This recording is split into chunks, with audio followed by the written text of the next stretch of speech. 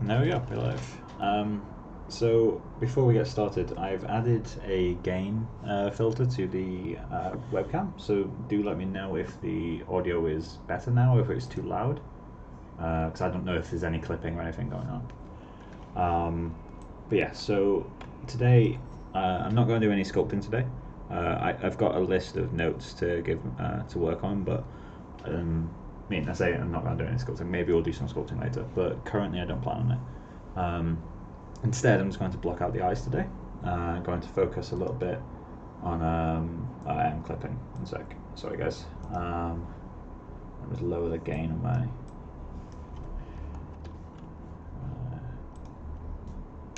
Cool. That should be better now. But yeah, so plan on doing some work on the eyes, just blocking out not the actual eyes of the model, but the eyes themselves, so the cornea, sclera, all that stuff. Before the stream, I've done a little bit of Googling to see what I can find. So we have some images, obviously to search monkey eyes macro to get some general ref. This is a baboon, so obviously it's not the exact breed of monkey, but that said, this is a fantasy creature. But I quite like how flat this feels, and I also like the shadowing we get in here, like kind of bleed from the sclera. I think that's quite interesting. So this is a general ref of how I want the shadowing to feel. This GIF, to me, it looks beautiful. It really feels like there's a lot of depth to the eyes. Again, that's down to like the depth of the iris itself. I found a few diagrams, and I'm not sure how accurate these are. I'm by no means an expert in eye anatomy. But one thing I'm noticing is the iris seems to be always a little bit convex. I don't know if that's like pressure from the fluid inside the eye or something, but that's something I'm going to attempt and see if that changes the look. In theory, it would make it so that it's brighter at the top because that's facing the lights more. So I'm not entirely sure if that's true or if refraction counters that. And then the next image, if anyone doesn't like seeing, it's not particularly gory, but it's a medical dissection of an eye.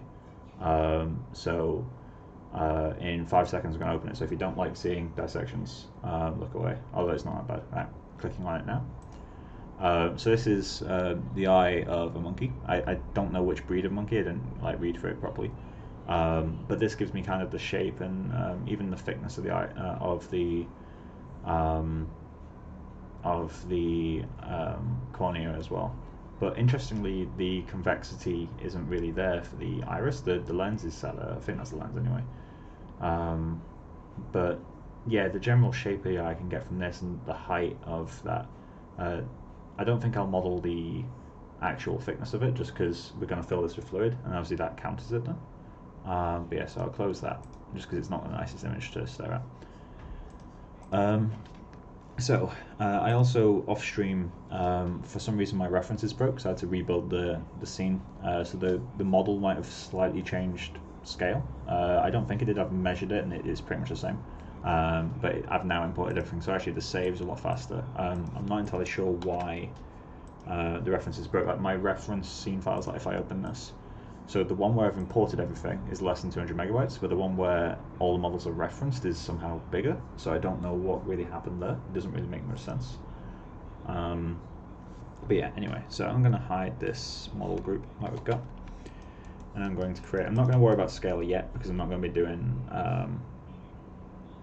much off the bat. I just need to lock this render group. Render. Setup layer. That will do. Cool. So I can't select them. Right. So I'm going to start with a cube. I'm going to smooth this. And let's go something like that. The reason I'm starting with a cube, this is a trick I learned from Xeno Pilgrims. If you start with a sphere, you always get the poles, which these cause pinching when you smooth them. I don't know if I'd see it on Lambert. You don't really see it on Lambert, but on Phong shading or anything with reflection, you do start to see that creeping in. Obviously, the problem you get with cubes smoothed is they're still slightly cube shaped. So We can get around that with a sculpt deformer. And I'm just going to scale that up to make sure it's really, there we go. So that's now round, pretty much as round as an actual sphere. And because this is a stationary object, I'm going to go one subdivision higher. I could put another sculpt, in fact, yeah, I'm going to sculpt deform that again just to make sure it's super round. Cool. And obviously scale this back down. So the way I like to do eyes now, I don't like doing two objects that kind of overlap a lot. So the standard method is you get a cornea, which is a glass shader, and you just bulge it out the front, and then you put an entire eye inside it. But something I've found gives me better results and that gives me more control is I like to have the sclera and the cornea in the same object. And you can use like clear coat and that sort of stuff to get the specular that you want. So all I'm going to do is I'm going to grab the center vertex, which is this guy. I'm going to check my soft selection settings. That should be okay. I'm going to go to side view, so let's go into side, hide that. And I'm just going to do this. So we could look at the, I'm going to load up the eye dissection again, sorry guys. So it kind of continues straight almost, so let's get back into I'm going to open that GIF because that's my favorite one. So if we do something like that will get the general, might be too much, we can find out later, but the nice thing about this method is it is super quick. So we can always go back on that stuff, although I do think that is a bit too much, so I will change that a little bit. Cool. Actually, let me do something. So selection. I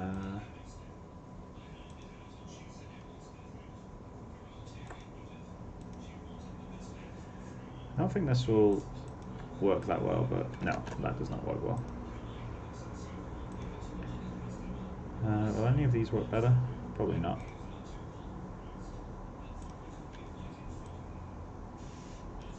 I'm going to make it a little bit more subtle. There we go.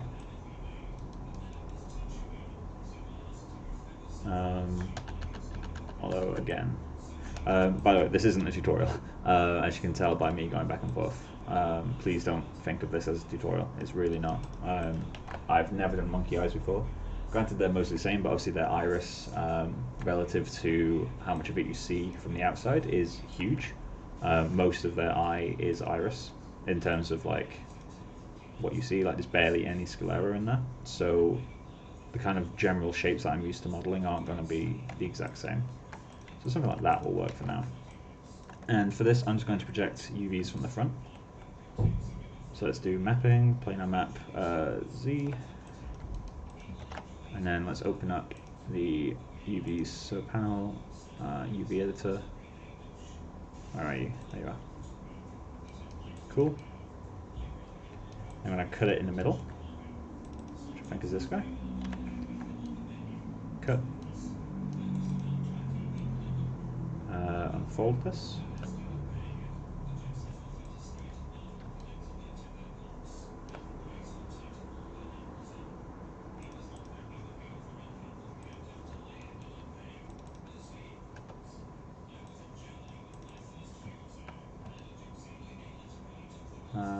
Why are you not unfolding?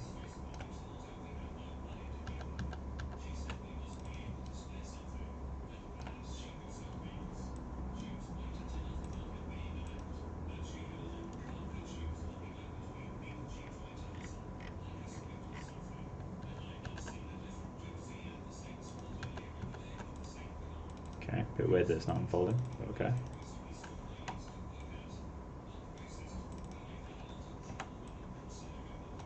It's going to hide the back of the eye. I'm going to unfold this time.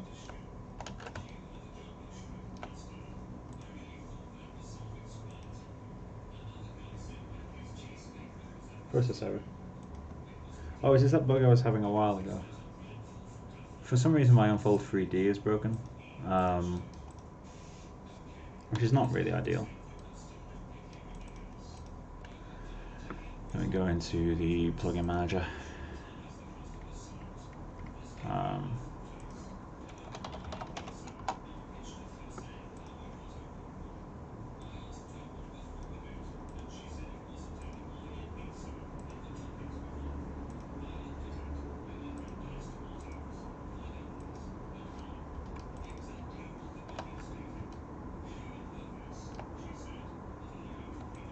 Okay, so we're not going to get to unfold this, which is a shame, but we should be okay because I'm going to be using mostly triplane art, and maybe off stream I'll delete my prefs and see if that helps. In fact, no, I won't do that on stream. I'll do it off stream.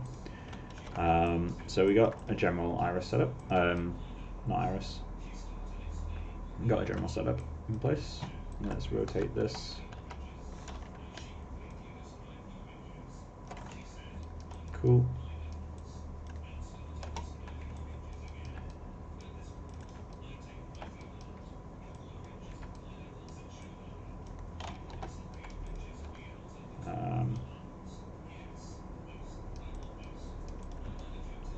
Mapping. I'm gonna map Z.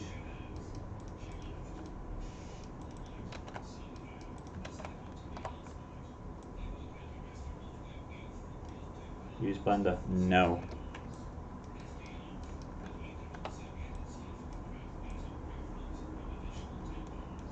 Check here, thanks for doing this. No worries.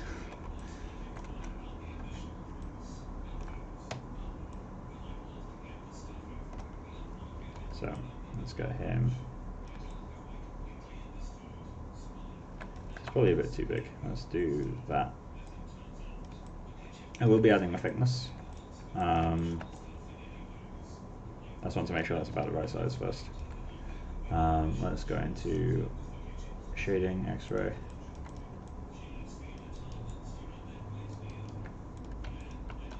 Scale it down a bit.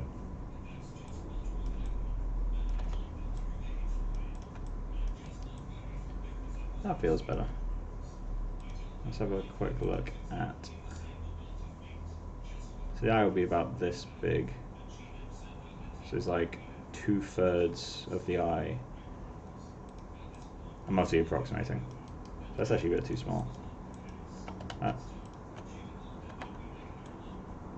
we go. Something like that will do.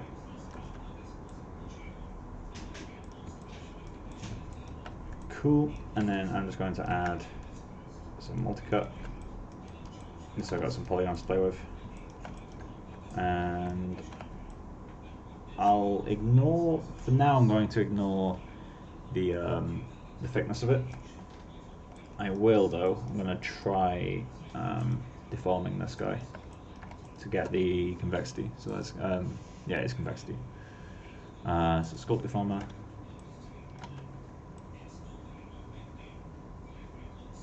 That is not working the way I expected it to. Mode, project.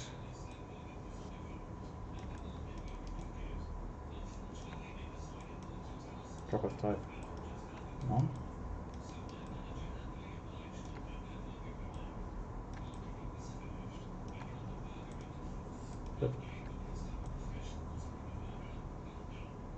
Alright, there we go, that's how I can do it. So let's scale this way up. And I'm going to ignore the scale for now. That's what I get the concavity. Oh, convexity, sorry.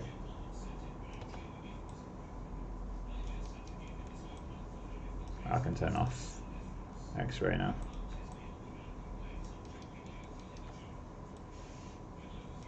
That's about what I want.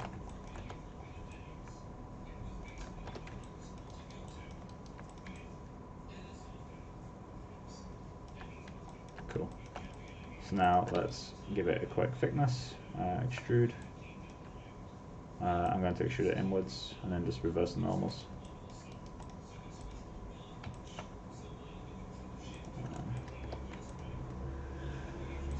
Mesh, reverse.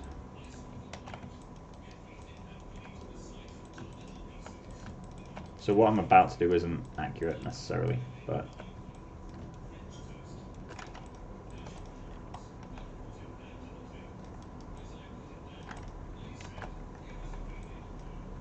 there we go. So I have an eye. So let's call these I'm going to do the right eye first. R, I, let's go with sclera or cornea. Let's go with cornea. Geo. And copy that. Paste. Place that with iris. Group. R, I, group.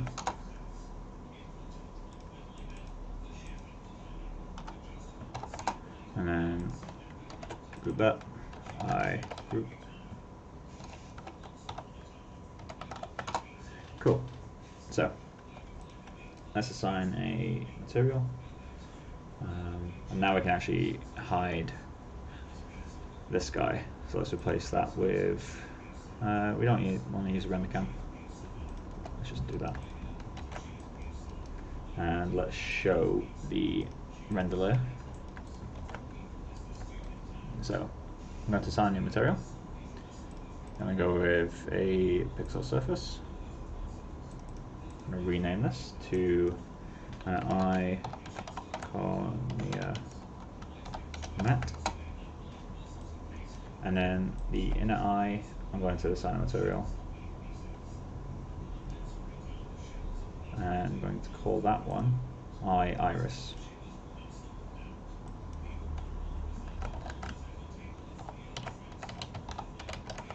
Cool. I'm not too worried about adjusting that one yet. So let's start a render. I'm also going to massively lower the render. Let's go back to using 1080. Okay. So if I just do a quick render of this, in fact I may as well use the render man viewport for now. That's how it looks. So if I go in and add, let's remove the diffuse. Let's add some. So all of this I'll be adjusting with a hypershade, but I'm just going to block out general settings for some sections of it. Let's go with IOR of 335. Let's go down to glass, refraction gain. Cool.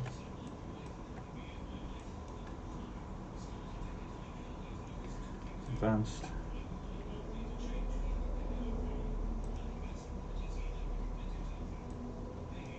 So let's go 335. So something I need to do is enable some render man settings. So let's turn on Catmull Clark subdivision. Do the same for the other one. So they will now render a little bit smoother.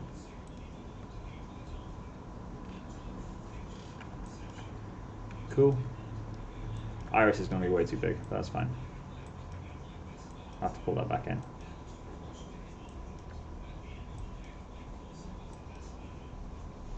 Okay, so one thing we need to do as well is add the lens. So I like to cheat this completely. So I'm just going to do a cube, smooth, smooth, smooth. In fact, I don't need to go that high res, it's just a it's the lens, and then deform it. Deform, what is it I'm looking for? Sculpt.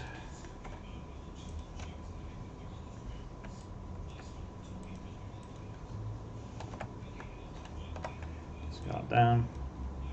Scale that down.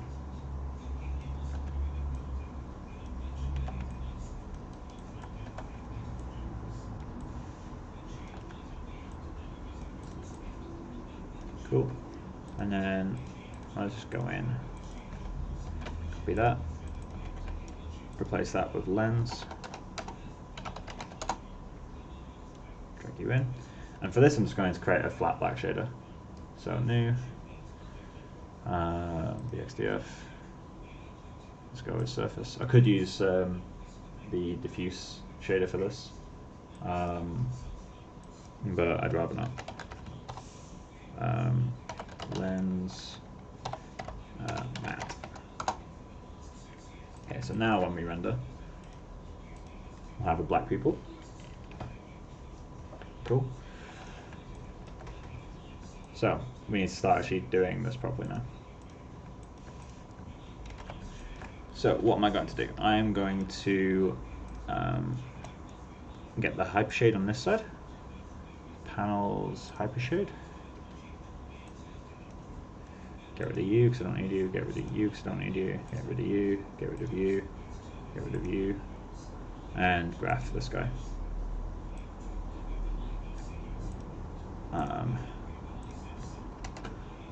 Let's copy that.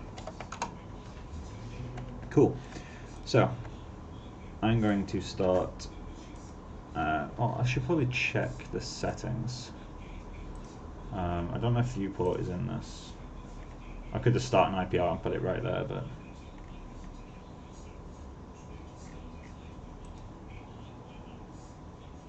I need to allow caustic as well. Oh yeah, of course I would have lost all my settings.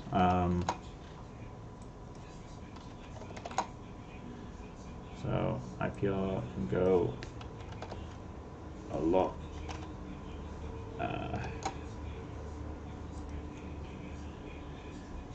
Not worried about that yet.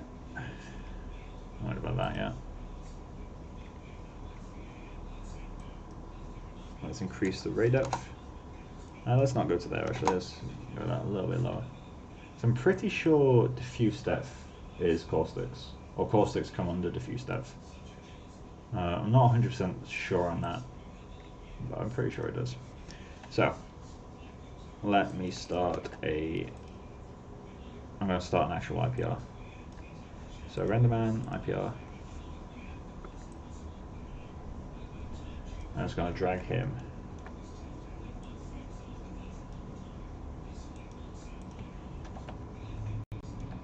Ah, right, okay, that's not going to stay on top. Is there a way to set this to be always on top? Apparently not. How much lower quality is the how much lower quality is this? It is a lot lower quality. Although it does seem to be following the same variance, so maybe that's just me not knowing.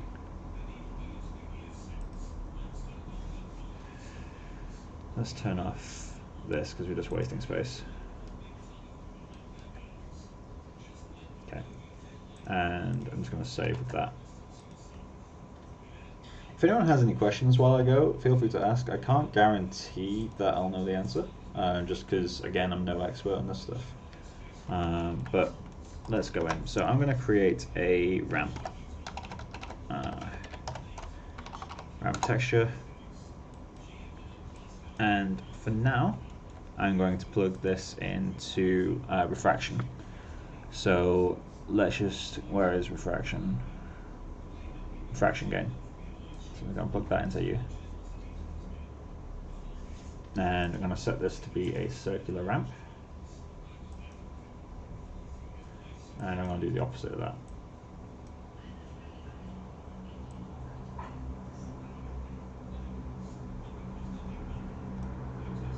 So what I might need to do for now is set this to have no blending.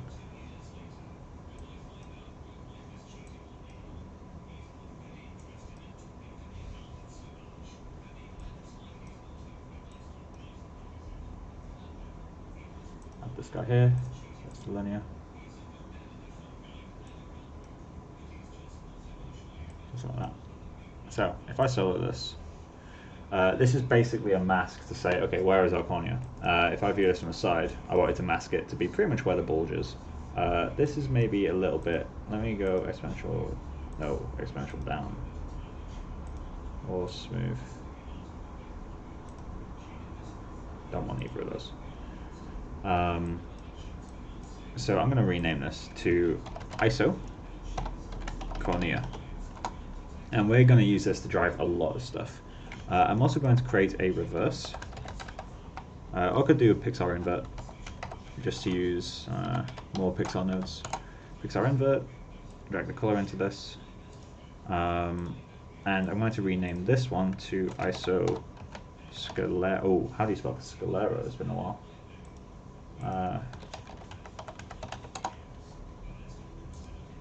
Scalera. Okay, that is not what I expected. Is that really it? So if we were to preview this, it should just be the opposite. Oh, it doesn't have an input, of course. So if I plug this into, let's just say presence.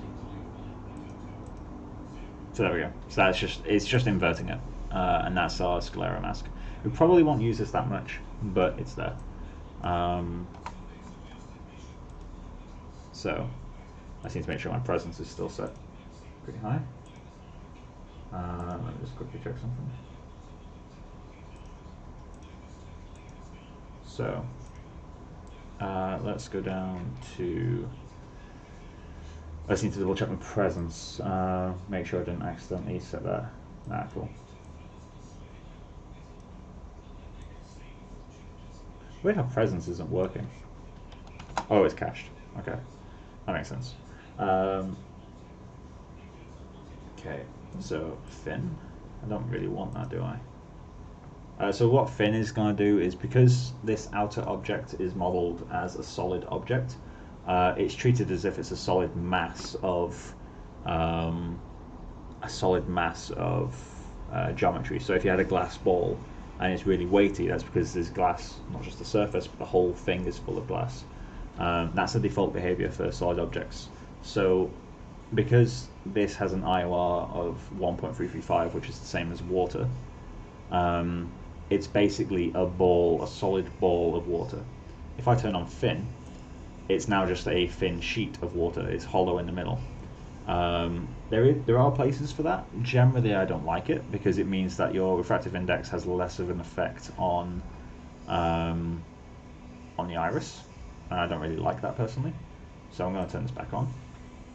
And you see it distorts the shape of the eye. If I change the IOR to a high IOR, you see I was getting distorted more. Whereas if I set this to fin, change the IOR, it probably will be a subtle difference, but it'll be mainly in reflection. I don't think it actually changes the, yeah, it's not. If I turn off fin, that's now going to be crazy because this is a very high IOR. This is like, not that far, I think diamond is 2.4. So let's set that to 1.335 or 4. Can't remember the exact IOR of water. I should really relearn it. So yeah, ignore Fresnel weight. I'm not sure what effects that has visually. It looks like it's just turning off Fresnel. I'd have to read up it to find out exactly what I was doing. Ignore keying opacity. Don't think that really matters. Blocks volumes. Not really sure. Glow I want to leave well alone. But yeah, so we're going to be using these maps to basically drive a bunch of stuff. First off, we want to get the reflection correct. So looking around this, the reflection is very uniform and really, obviously you got a clear coat of water on top of everything, but the reflection of the sclera is going to be just a little bit flatter generally, just because it is a solid object rather than a transparent one. So I'm going to create a PXR remap, and let's see if I can remember the controls of this thing. I'm not going to use that. Let's use a PXR levels. No? Levels? No. I can use a ramp again, but let's do a remap value. And then grab the input value. Now I'm going to plug this into specular roughness. So what we'll find now is it's super rough. If I turn off refraction for a second, so let's turn U off. So we have legitimately no change in the refraction, but we're still getting this line here. That's because the reflection is changing glossiness. Well, it doesn't look like it's having that much of an effect, weirdly. So let's just preview this. Unless there's something else. Rough specular roughness. Turn that off.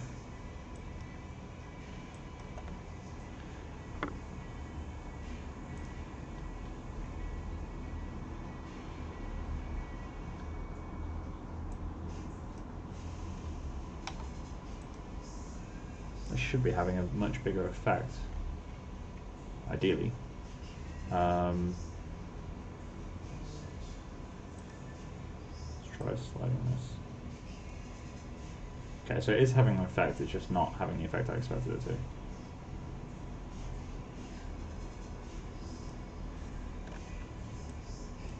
Is there a clear coat on this already?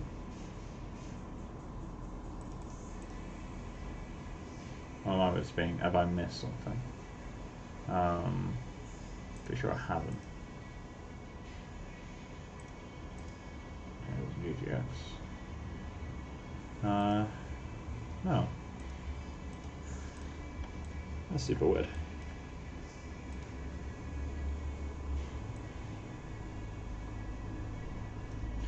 Let's try. Time for some debugging.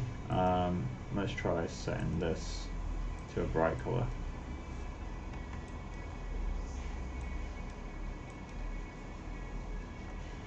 Has glass mess this up for us? There we go. That's why I was confused. Okay. So we had the reflection gain on there. So I'll have to connect both of these. But yeah, so basically that map that we have, so I'm going to set the reflection color back to white because this is horrible. So we have these perfect reflections, and if I change this value here, we're going to find how it's now glossy at the front. I can move this up and down, and if I preview it, you can see what's happening. So I'm just using that ISO map to control different levels of roughness. And the nice thing about that is this ramp, the value here corresponds exactly to this value because it's a linear ramp, and we know that our values in this guy are pure black and pure white with a blend in between. So we know that this side is the exact value that we're going to get everywhere. So I'm going to try setting that. I think around 0.3 is pretty good. And then let's lower this to 0.5. So I don't like having pure reflection.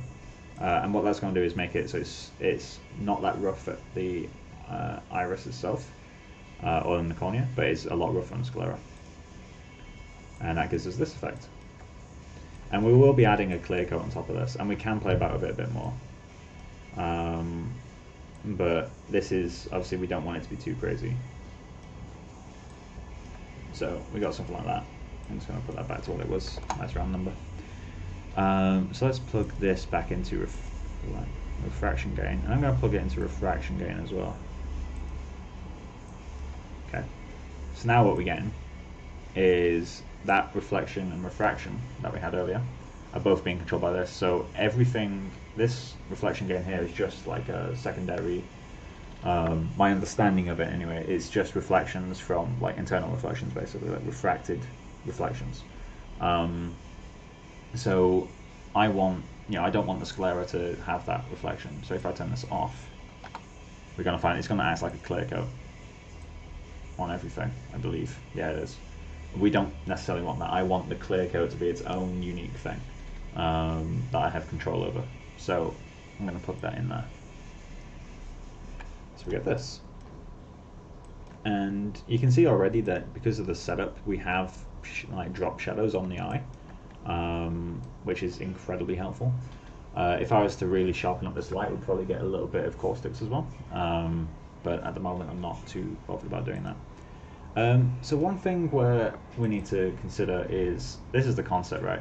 And the concept, because it's using textured brushes, and this concept is by a guy called Sam Rowan. You should check him out on Facebook, just to give him that little plug. it's a very broken up reflection, and you know, obviously that's because it's a textured brush. But part of me wants to do like a really broken up refraction and reflection on the cornea. I also kind of want to do like a thin film effect. I'm not entirely sure how to do that in RenderMan. There might be a slider for it, I don't know. I've genuinely not checked.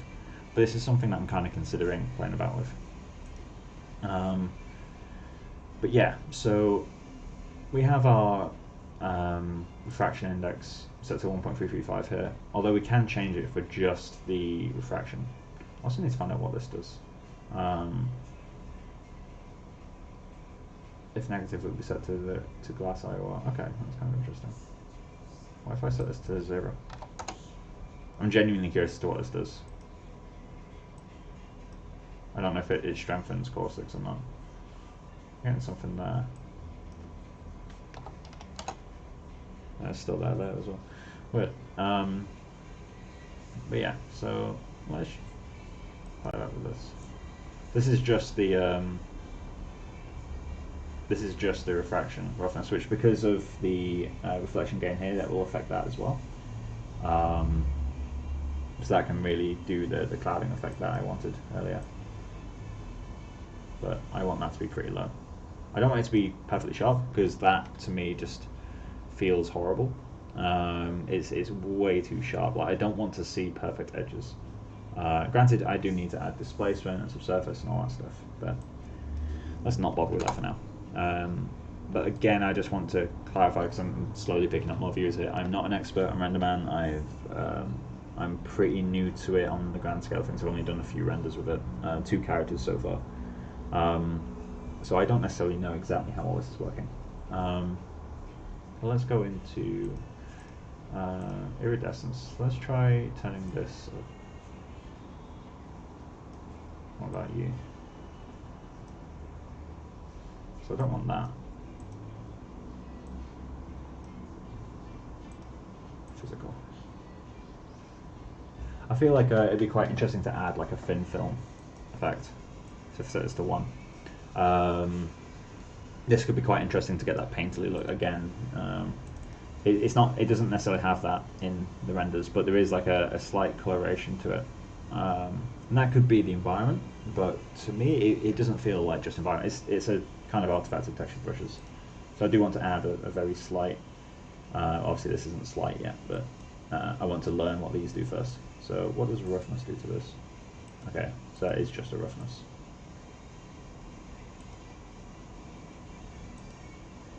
So if I set that around there is nice. Let's just make it a round number. Well, not a round number, but a clean number. And then let's change our Fresnel experiment.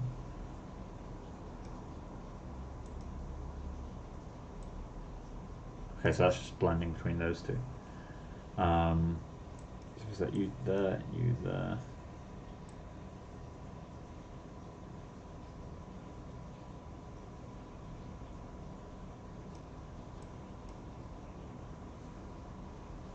Okay, so I can set both of these lower now. So that shows 4 on you. Let's go 0.2 on you. Just a subtle effect, but it just adds a little bit of coloration. To me, that's interesting. Although this is probably still too strong, to be honest. Like, I do want it to be super subtle, and to be honest, in the end, I'll probably end up removing it anyway. And this roughness, I'm going to want to plug a value into. Or plug a map into, just to get something more interesting. Let's go 1.5. Although, what happens if we change it from... I'm going to set this to bright green, see what happens. Let's set you to, let's say, yellow.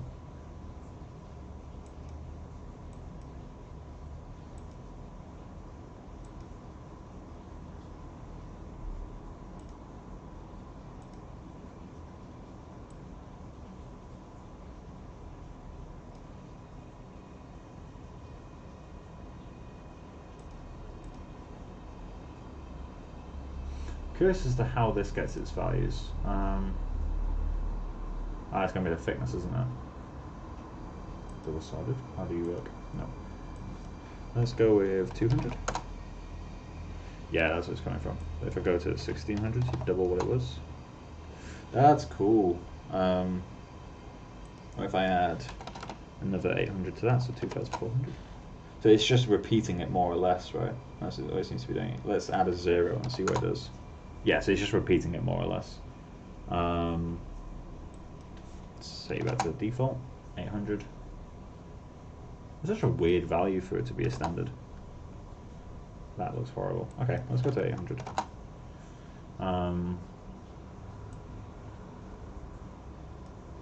Let's not add you actually. Okay.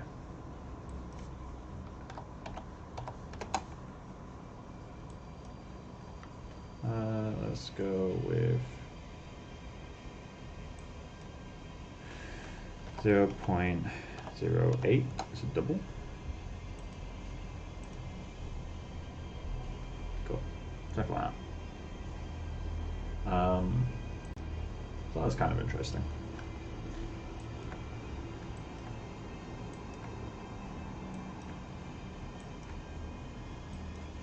Well, it really doesn't work very well up here. So maybe let's reduce that even more.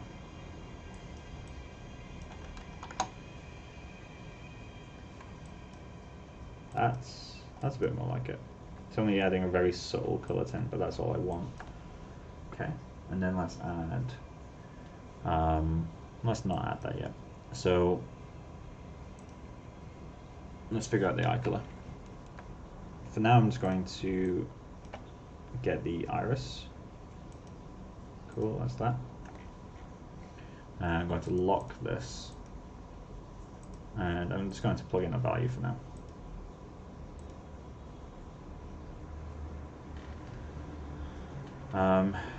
So again, close the ref.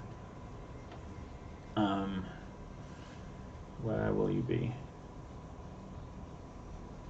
Where will you be?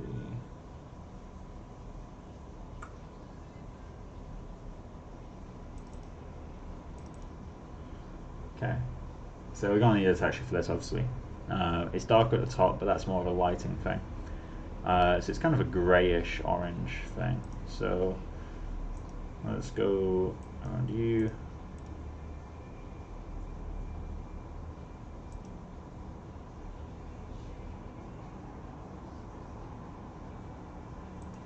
It's too bright.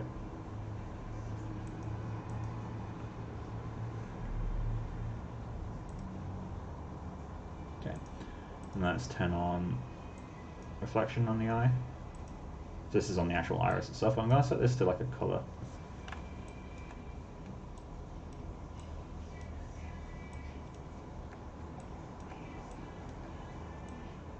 This is giving me a highlight on the edge there, but let's see what I can do with this.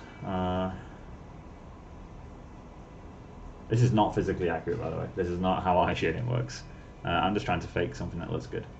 I don't necessarily care if it's accurate right now, because, you know, I mean, let's face it.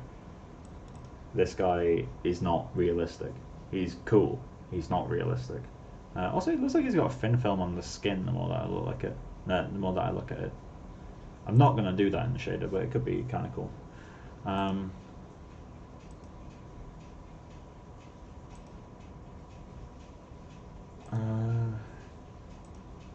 Try cranking the IOR. It's not nice. Strictly speaking, it should be 1.335 or something around that value. So let's go 1.5. 1.35.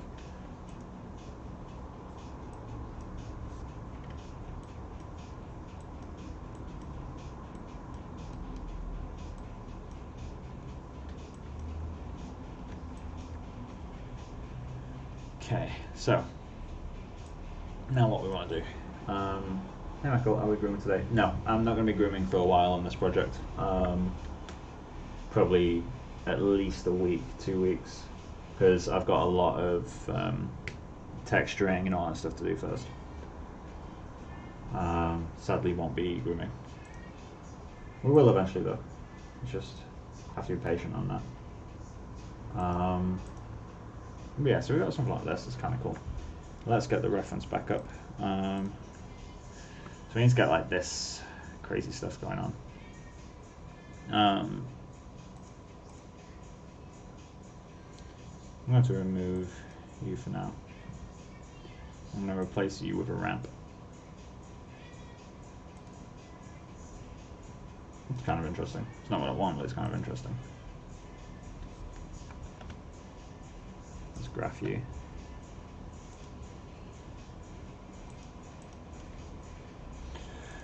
Let's go with a radial ramp. Oh no, that's not radial. Circular ramp is what I want.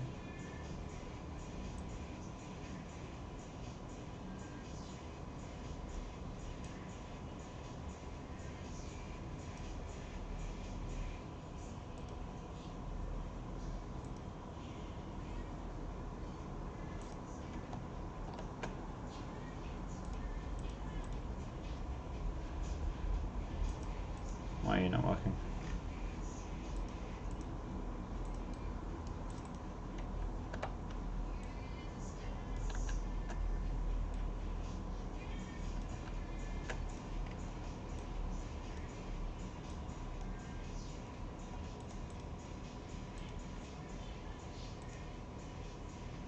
Let me try restarting.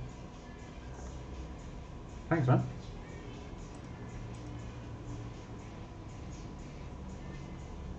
So it was just stuck.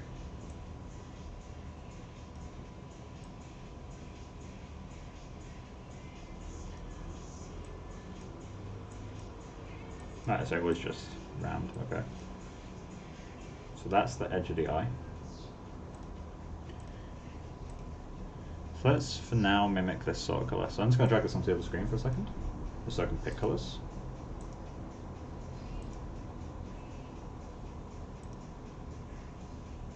Oh, I need to make that more vibrant. And then let's set you to be more like that. Cool. Pick a colour in the middle. I will be texturing this properly at some point. Make it a little bit brighter. Shift the hue a little bit.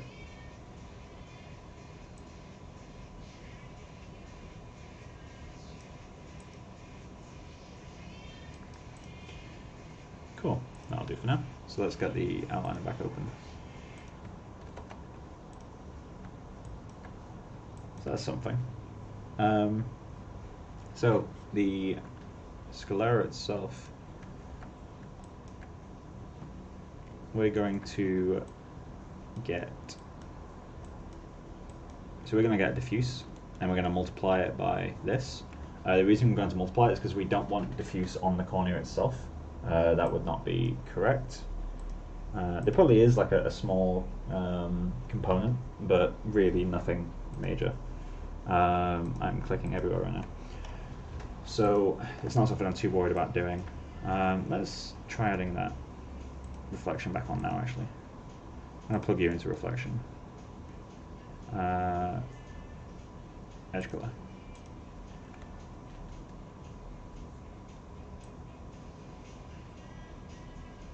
Let's get a little bit of something. I want to try cranking this. I'm going to set the IOR to 3. It just makes it kind of pop a little bit more. Like if I set the, I can't set the gain. It just makes it glow a little bit more, basically.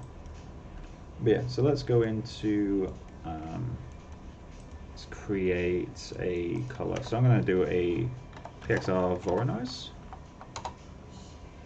I'm going to plug that into diffuse, and I'll show you what happens if I just plug it straight into diffuse. So we're getting a cloudy cornea, which is not going to work. We need to make sure our diffuse component is pretty much 0 here.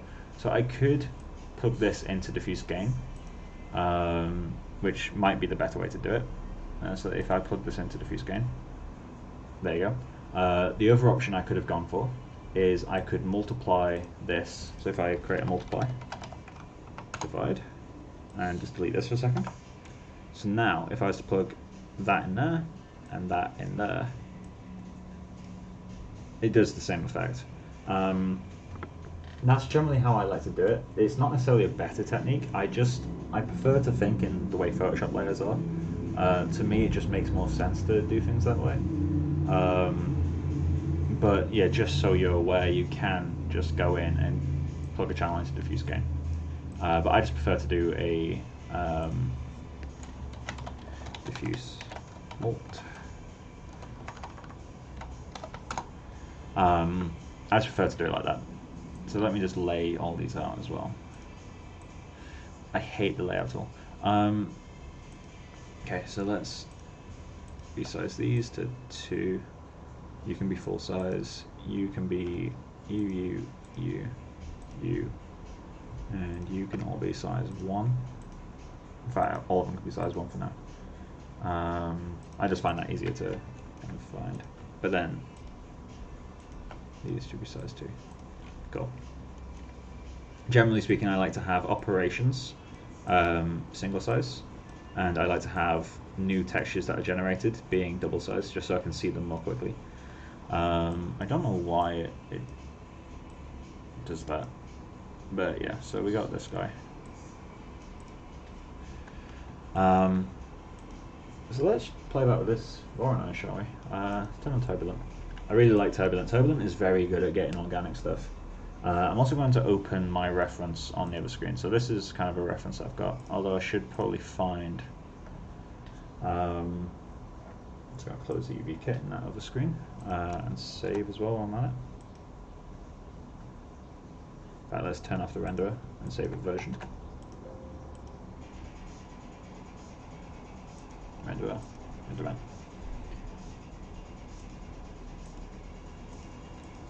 Cool. So, monkey eyes macro. I might go back to find monkey.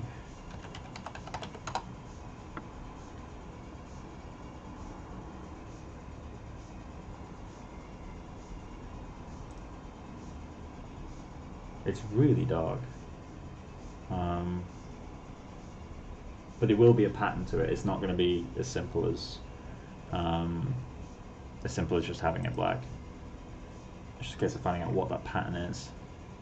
For now, I can make assumptions and then maybe find some more detailed ref later, which I think may as well do that for now. Let's go back to this guy. I love this GIF. Let's go back to you. So, we got our Voronoi. I also wish there was like grid snapping in this. That'd be really nice too. And dot nodes. That'd be amazing too. But yeah, so let's just increase the frequency a little bit. I've got an image in my head as to what I want.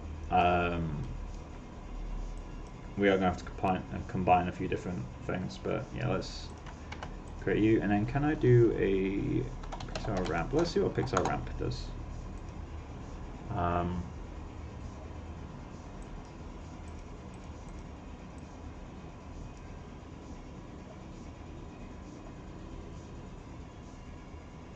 So how can I plug you into manifold? No, that's not going to work.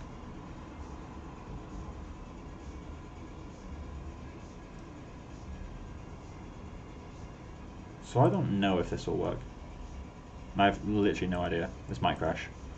That's kind of interesting. So let's just get this open. Result RGB.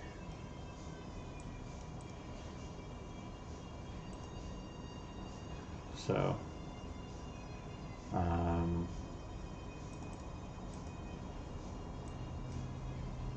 cool, that is how it works. Can it do different ramp types? That's right. Oh, maybe it's worth me changing to using Pixar ramps rather than ramps. I'll do that in a second. Just so it's good to use Pixar nodes where I can. So, is there a Pixar multiply? Pixar math? No? Pixar... I know there's a blend. I really don't like blends. Okay.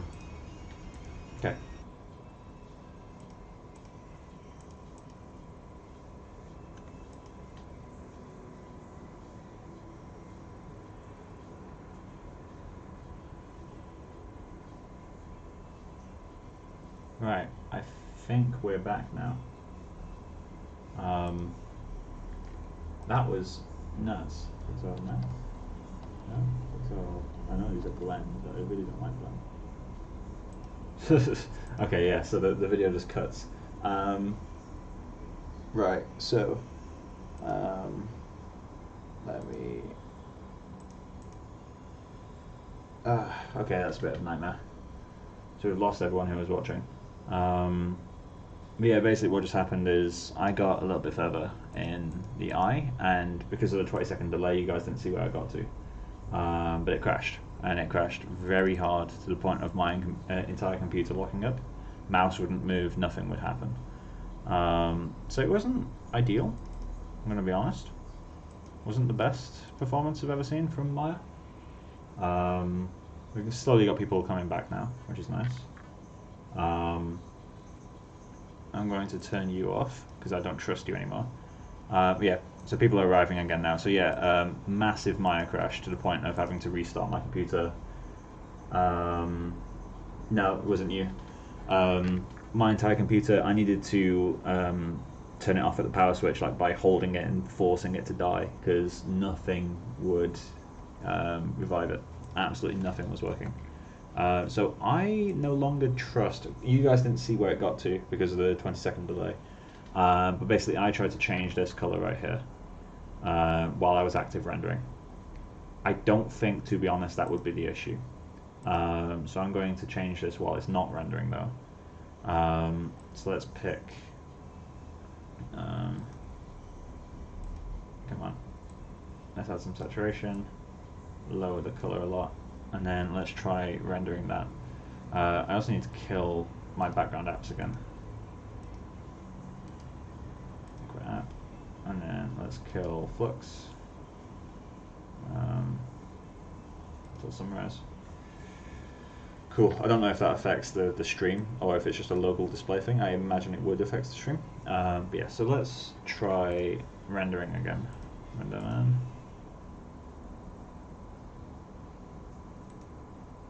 Okay, so that's what it's doing now.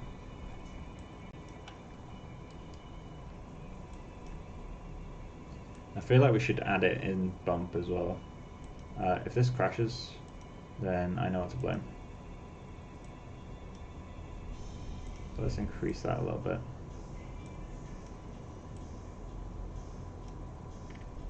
Yeah, I feel like that should be plugged into bump as well. We are going to need a clear coat just to get the hits of specular. So I'm going to add that in a second. Let me just change the frequency. So let's go to frequency of 4. That looks about the frequency I want. So I'm going to create a PXR bump. I'm also going to kill the render while I work because I don't trust it anymore. Now we've lost 3 people, which is a bit of a shame, but oh well. Result normal, bump normal. Get you. Input bump. Okay. And then let's try continuing to render that. This is going to be way too strong, I'm sure. Okay. So we need to multiply. So let's create a multiply. Multiply divide. Let's multiply the output RGB by the sclera, and then grab one output from that. There we go. And obviously we're going to step that way down. So bump mult. Cool. And we want to change it in here. 0.01. That's too weak. 0.1. Too strong, but interesting.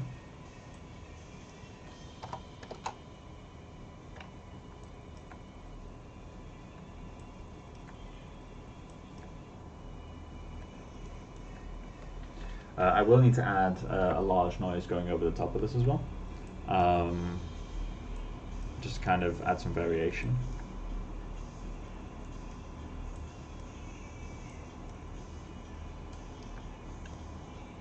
So that's kind of the effect we're getting in a moment. But that's more of a color thing, to be honest. That needs to change. So if I I really love this thin film, but it's not doing me any favors right now. Let's add a clear coat on top. And we'll probably weight it to just the sclera as well. Just because I don't want stacks upon stacks of reflections on the iris, on the cornea. So let's just go, where's clear coat? There you are. Clear coat. And then I'm going to create a remap value. I will be cleaning up my graph pretty soon, don't worry. And what are you plugged into input value?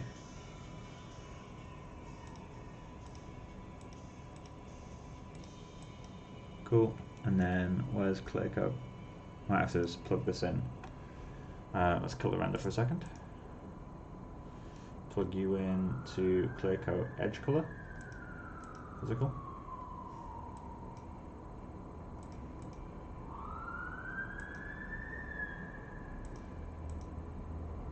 That makes sense.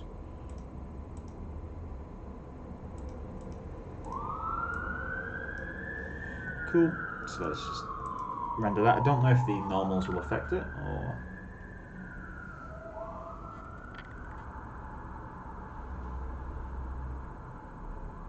What is your GPU, by the way? Amazing work, really like it. GPU is a 2070 Super RTX card. I don't want that. I want clear coat to be ignoring the normals below it. There should be a way for me to do that. I mean, I can just plug it into bump for this guy. And then turn it off the bump normal.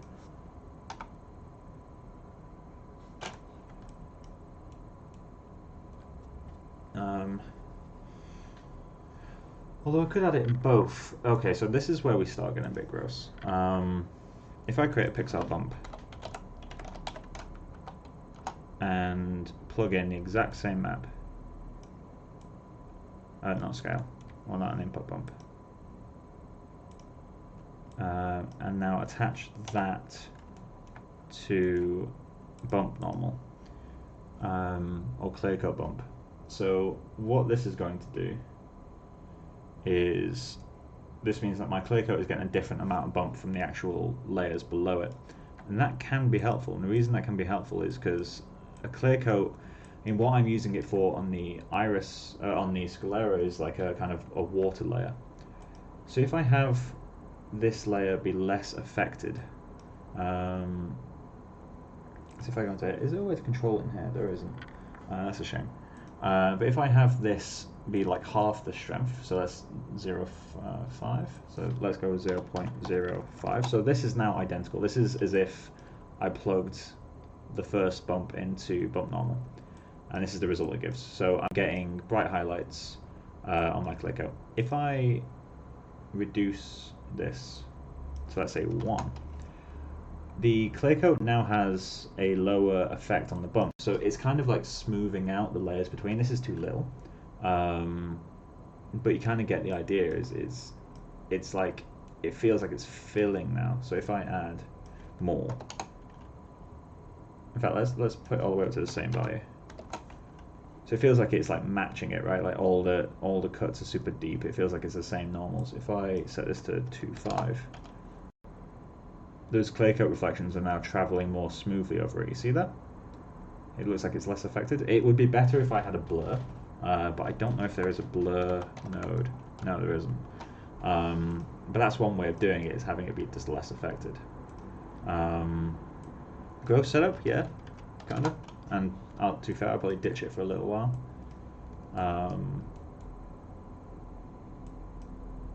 Because it's a bit intense. Let's turn down the reflection color.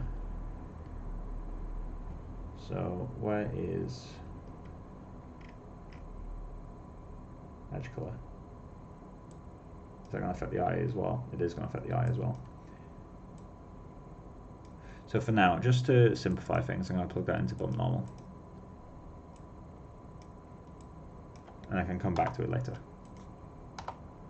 Just, I don't want it to be too complex out there. off the bat. Hey man, how's it going? Let's keep that super subtle. But yeah, so we can use that. It's going to work fairly well. And I want to lower the strength of the reflection just in that area. So if I go into, we've got specular roughness here. If I now go into another remap value, although I could do color. No, I'm going to do a remap value. So let's go into specular edge color, drag you into all these.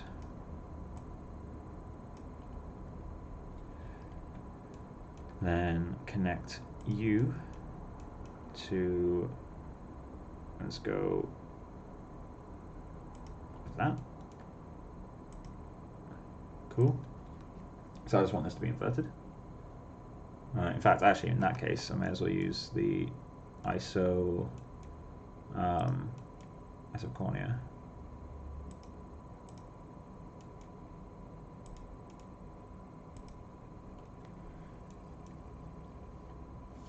Cool.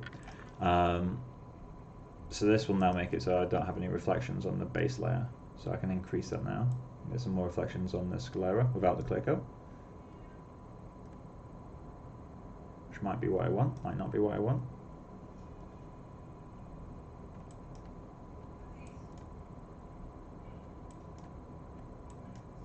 Is the clear coat value the same? Clear coat refraction index. It is not. Why is that not? I thought that refraction index felt a bit much. And then what if I increase that layer thickness? Because that's going to darken some areas. And we'll add a very subtle roughness to that.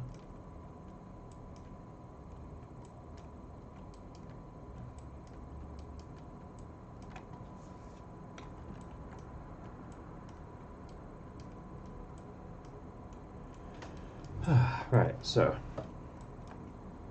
I don't really like the diffuse that we've got. So this is the diffuse we've got at the moment. I feel like I need to multiply it with another Voronoi.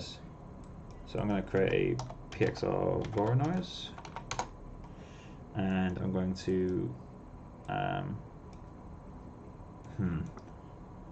alright, for simplicity, I'm going to connect that to gain.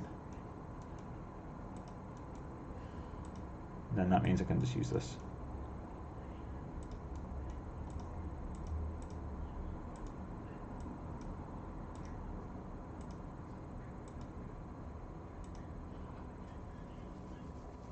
Okay, so because I'm multiplying these two now, I want to set that frequency. Can I set that frequency lower? 0.5. I can't. That is a bit of a shame. And 1 octave is too...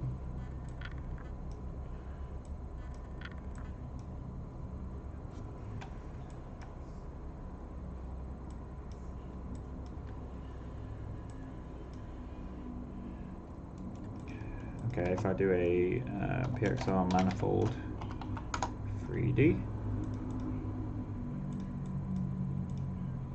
I'll just change that. Scale 0.2. There we go. We can increase that now.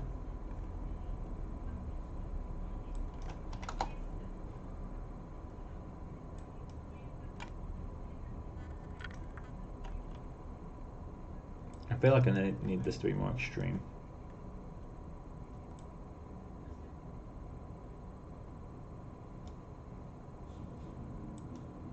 And I can remap it to do that, but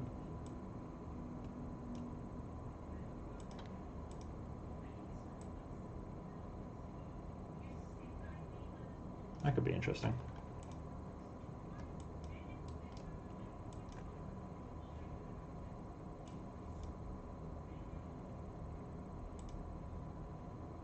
Okay, let's create a PXR ramp.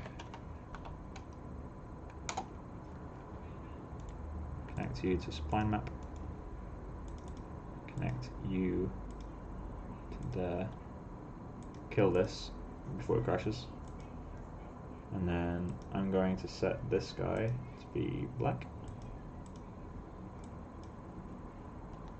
And then what I can do now is if I go into solo this guy, slide this up, slide it down. So we need to clamp it.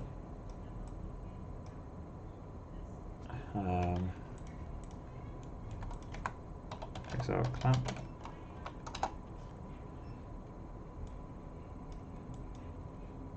I'm in max, that's fine. Oh, what do I need to clamp this output? I don't think I do.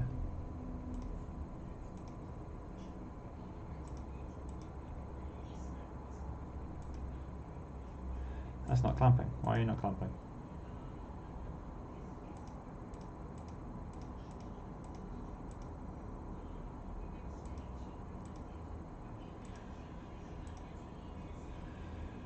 You should be able to clamp. I'm soloing you, so it's not after you, that's the issue.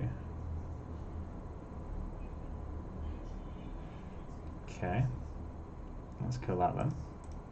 Let's do a remap by. And get rid of you.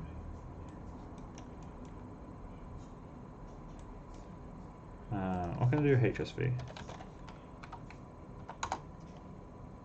Yeah, HSV will work.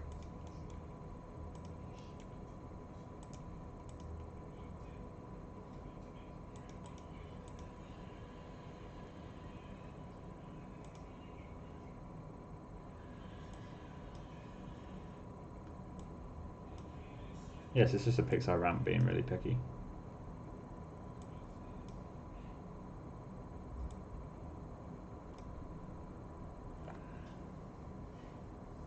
Okay, so if we now turn that off, just getting some color variation on the eye. It might be a bit too.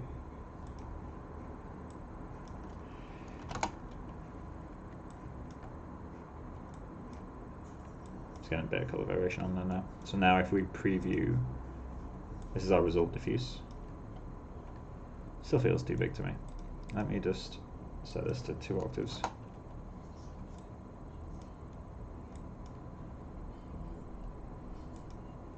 HSV.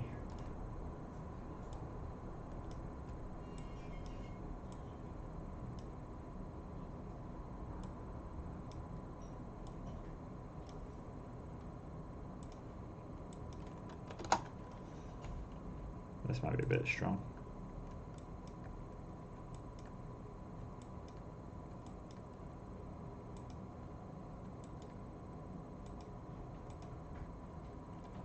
That's a bit too much.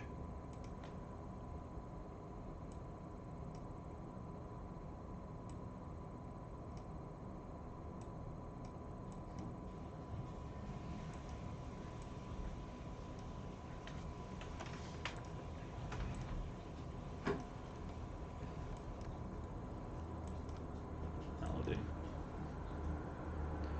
let's call that. Let's go into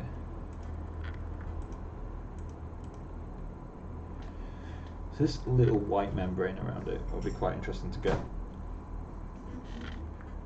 That goes in. I had the mother of all crashes earlier. What do you mean? As in, the computer completely lost to the point the mouse couldn't move. Oh shit, really? Stream died.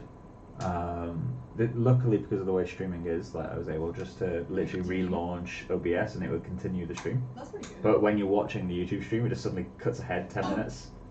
God, really? That's quite funny. Yeah. And the thing is, because of the 20-second delay as well, I wasn't doing anything when it cuts. Oh, so it's But just you can't see that I tried to change the color of a ramp at the exact moment it crashes. You just see me randomly moving nodes and it crashes. Super weird. That's quite fun. Yeah, it's pretty funny. I just need to remove the conditioner. Am I gonna bin? There's like dust up in here. Am I gonna bin it? 'Cause it's been in this house since we moved in. Oh yeah. So.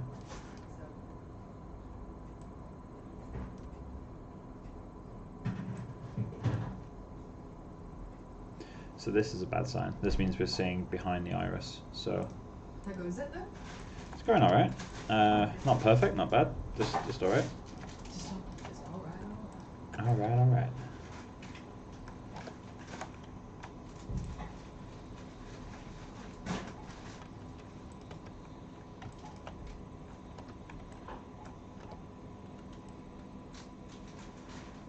When I get out, I'm gonna start putting all the texture maps in the missing. Oh yeah.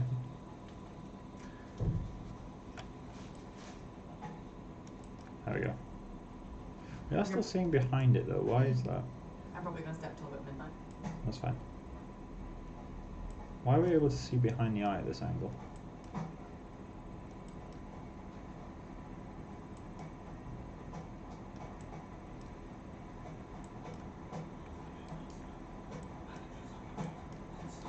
Right, so next thing we need is like that very subtle white edging. Although one thing, so here's a tip I can give. Eyes aren't perfect, as you probably well know, but like they're really not perfect. So what I mean by that is this perfectly round thing isn't how nature is. I'm going to overdo it. But there's like a slight wobble. You see how there's like, you know, here you might be able to see there's a little bit of a dent. So easiest way to do that is if we go into our original isocornea, we have this place detection node, and there's noise, and this noise is great because it allows you to add crazy noise. So if we preview this and I turn down the noise, so let's say 0.1 and 0.1, so you see what it's doing there. If I turn that off, it's obviously too crazy,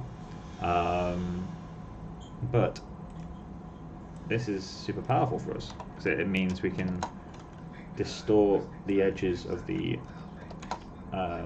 cornea shape without having to do any fancy maps. Again, still too strong, but you're getting the point.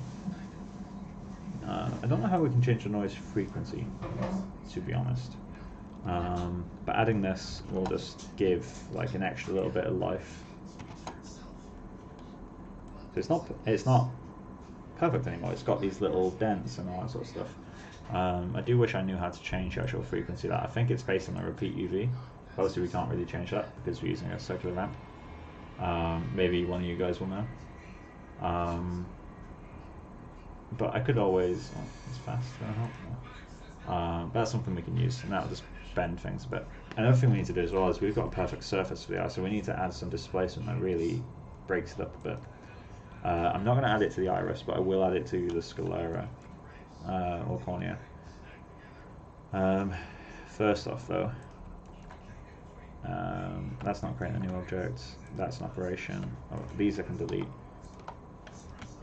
Let's do a little bit of cleanup first.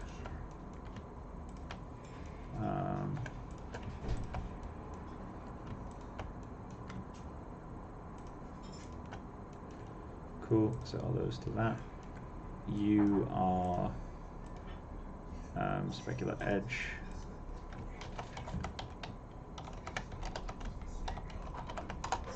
Spec edge call. You are spec rough.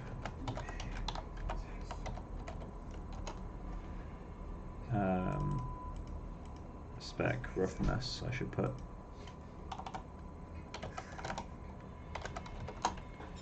You are unknown. Click out edge color.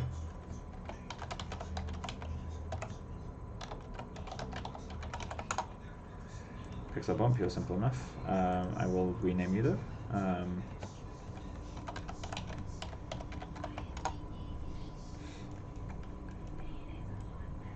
You are, what are you? So your dark spots, so Voronoi.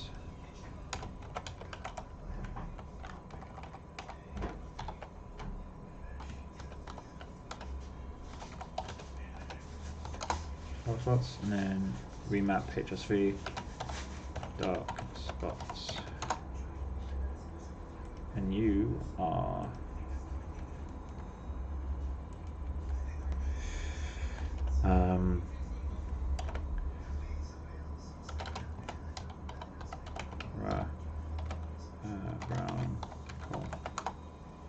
Something like that will do. So let's create a displacement. Pixel displace. And delete the shader group. I'm going to turn off the preview. I'm also going to cool. Pixel displace. Grab you. Renderman displacement. Create a PXR noise. Fractal, sorry. Just scalar. This is going to be crazy. But first, I can't remember if trace displacements is turned on by default. Trace displacement it is. Alright, cool. I'm going to save a version. So, let's render. And this is going to be horrific first pass. So, fractal. Frequency, we can set this one lower, thankfully.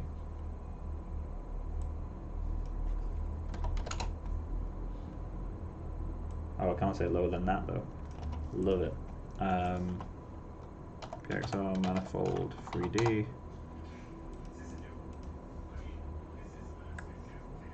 Result.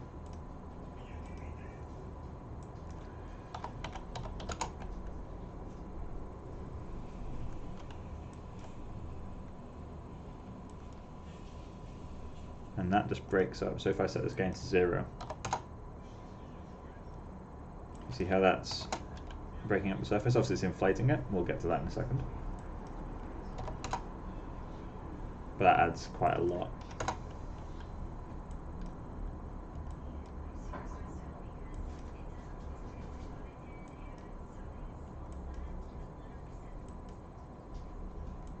Yeah, I like that.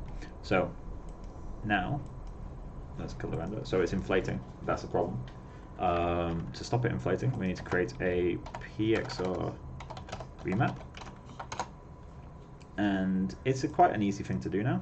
We just need to get the R value, plug you in there. So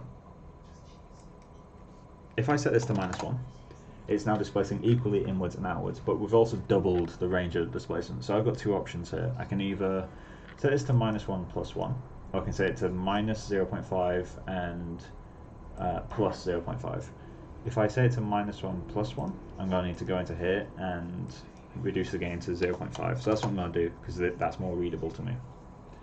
And if I do this now,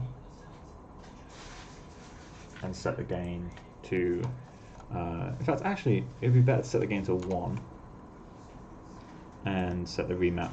The reason is so that I can use it as a, an on-off switch. It's easier to use. So now if I turn this on and off, we shouldn't see much inflation. Yeah, so we see some on this side, but that's because that's where most of the noise is. And we can increase that a little bit if we remove a couple layers of fractal and just increase this a little bit.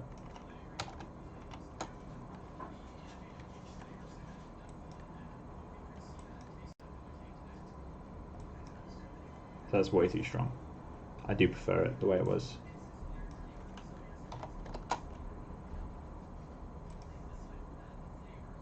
And then let's set it back up. Yeah, that's a little something. It's interesting. So that's an eye with absolutely no textures at the moment. Setup isn't the cleanest right now, but we've got a ton of control. I'm going to arrange it though. I don't like this noise frequency. I really hope there's a way for me to change that. But I don't think there is, so I'm just going to reduce it for now, just so it's not perfect.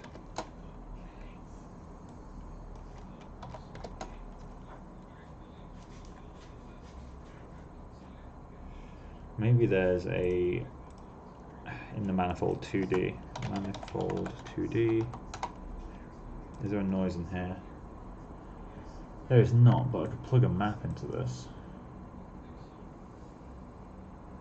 which might get one. Although, can I plug a map into offset? I can. But that's going to have a direction, isn't it? Ooh. Okay. I have an idea. And it probably won't work. If I create a P.4 fractal, P.4 manifold 2D.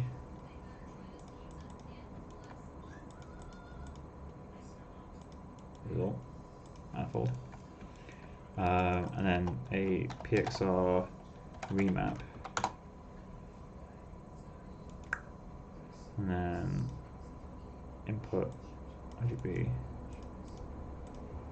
output R. Set you to displace inwards sometimes. This might work. I don't know how well, but let's find out.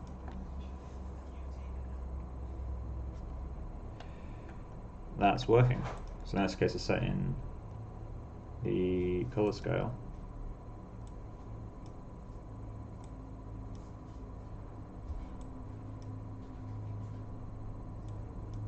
This one has more control. Cool.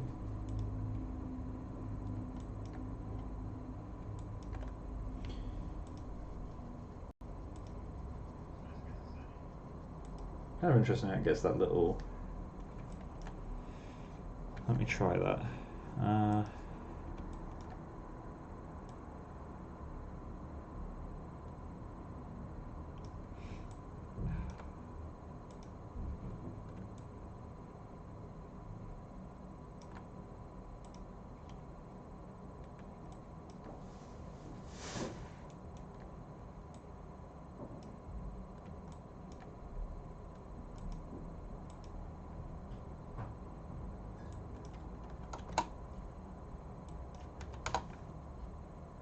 I see. Stop it, Becca.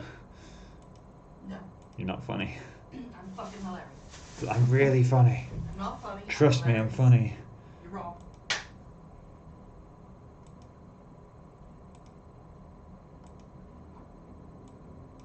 I'm a doctor, I know. I might have to use... Ooh, that's interesting. Okay, there's like a 4-second delay, and that's really funny. Oh, really?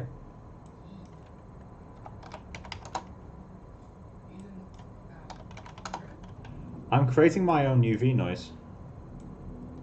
Yeah, what? To distort the sclera shape. Beautiful.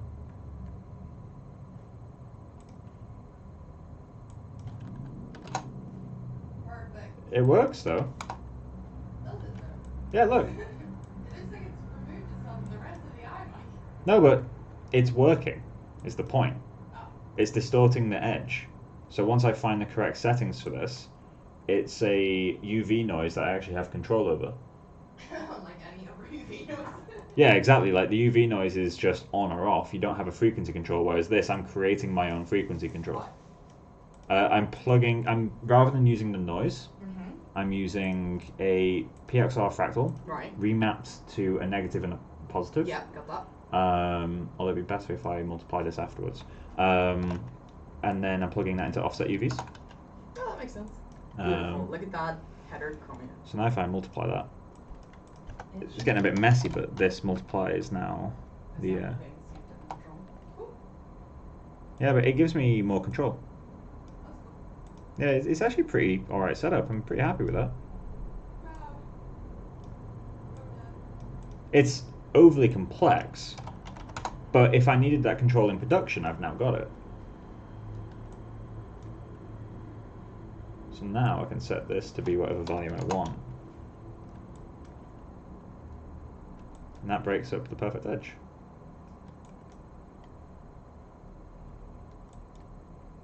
Do I need the manifold? Let me turn off hue. Delete the manifold. Save.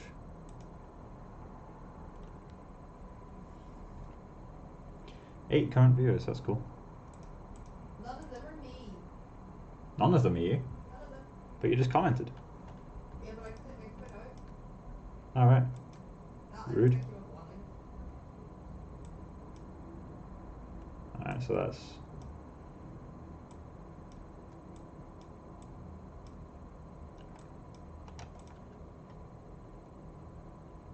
so I do need that. Oh, I can set that to lower values.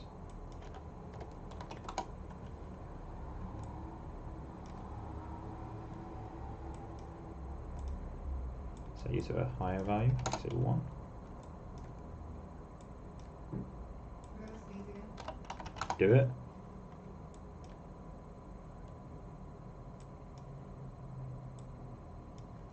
Let me try viewing you.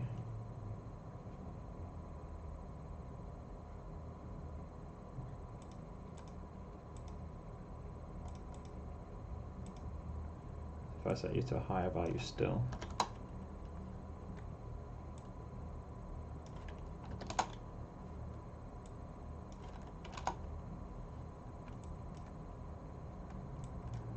For some reason it worked better when I had the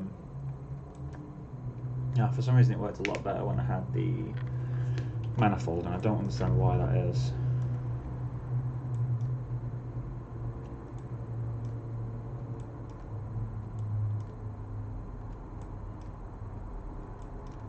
It's looking alright though overall.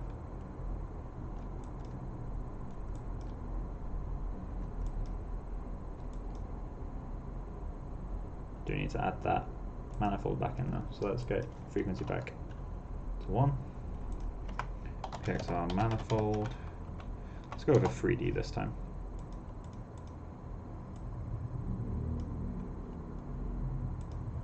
And then let's go with 0.1.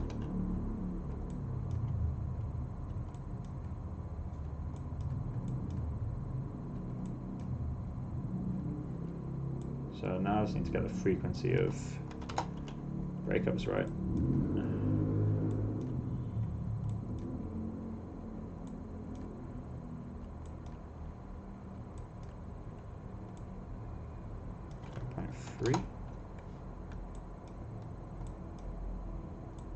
That feels about right. So now if I change this to be 0.05 again. There we go, we got some silhouette breakup. It's kind of leaking down here, I think that's kind of interesting. Accurate? No. Interesting? Yes. That's the goal. So now I can just set the frequency of this to suit.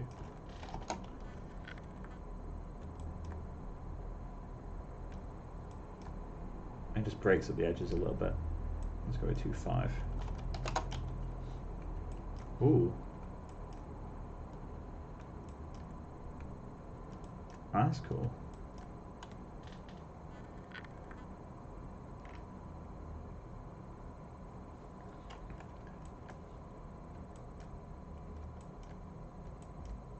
So I'm going to figure out how I can fix this. Because this is bad. This is really bad. But ultimately we have an eye now. And so if I save this guy, then let's show, I can hide this for now. Let's show the model group. Let's hide the eyes. So in fact, I'll keep those for a second. Let me just duplicate this guy. And I'm not going to name it yet because this is a very temp thing.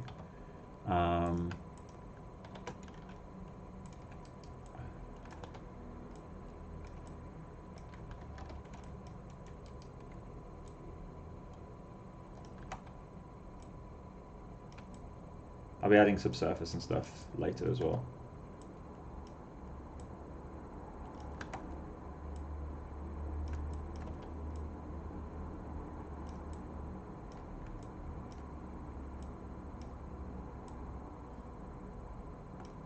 Tiny bit bigger. Doesn't have to be perfect. We just have to be good.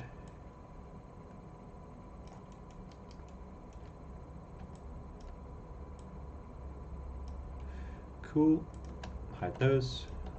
Show you. So now, when I render you, render cam. Let's do an actual. Let's just do the viewport, render man viewport. There we go, we have eyes.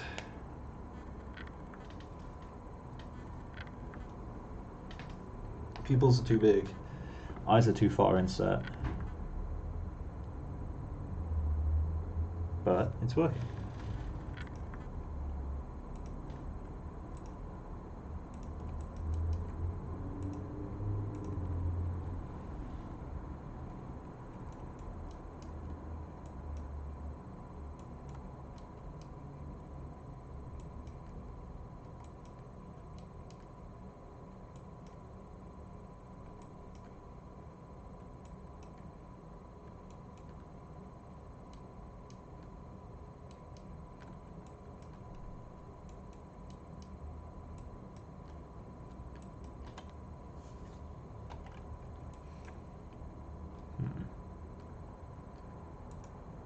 What is it that makes this wrong?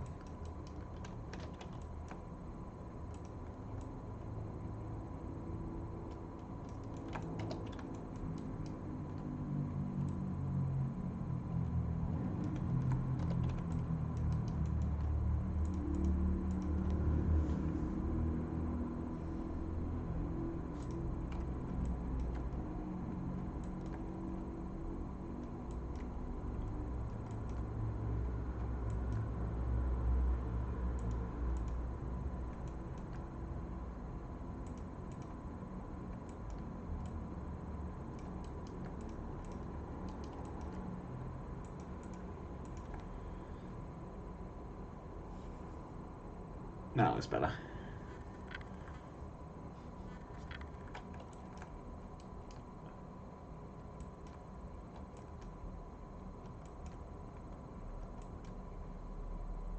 Okay.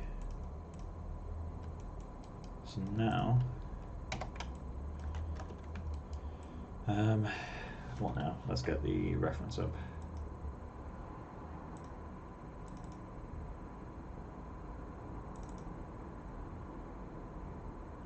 So I need to be way darker at the top. I'm not entirely sure how I can do that right now. I could tilt the eyes inwards. That's kind of a gross, hacky way of doing it. Although gross and hacky works.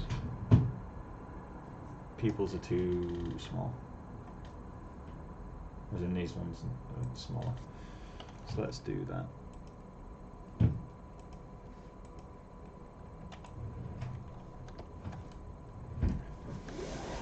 Actually,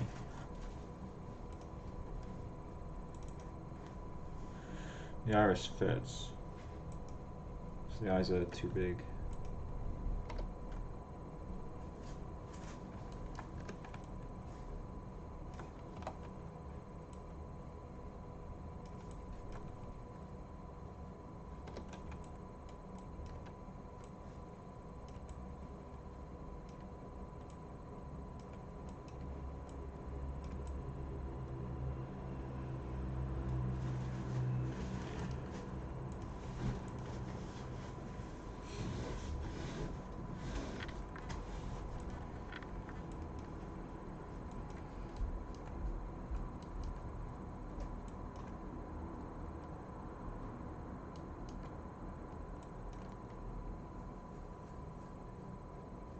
Nah, that's worse.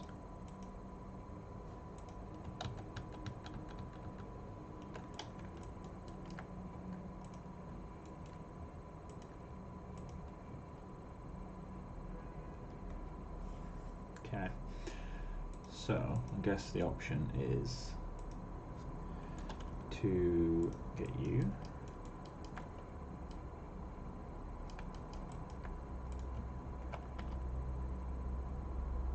You see the move of the fifth element. I haven't seen the fifth element actually. Is it like a character in that, or?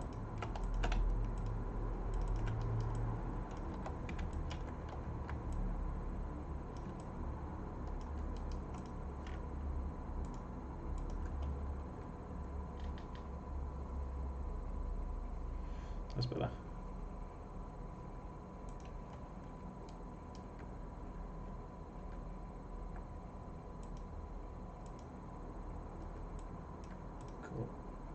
let's delete you.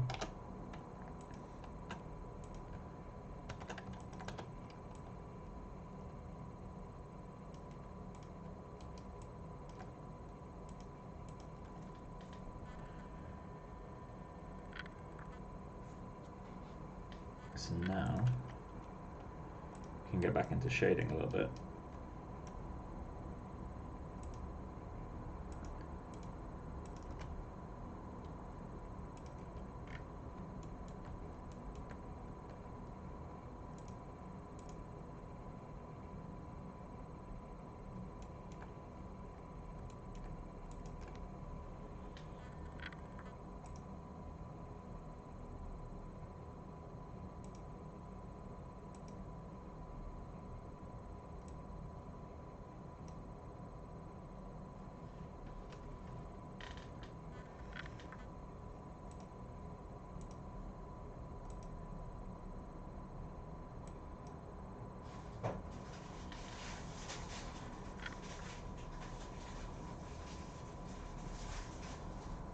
I'll check it out at some point, man.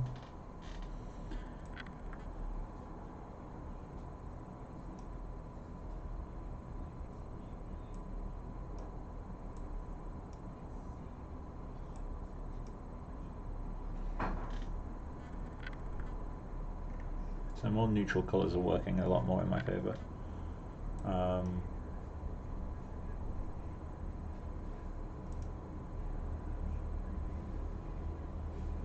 I'm an idiot. What? I'm an idiot. What? So I went through all that fancy setup to build a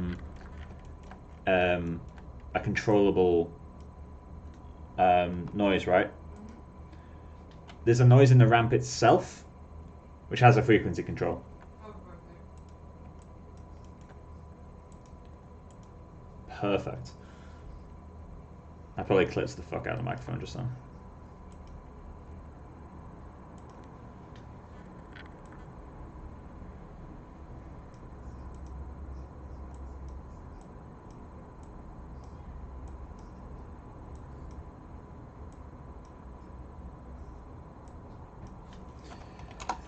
Well, I know it's there now.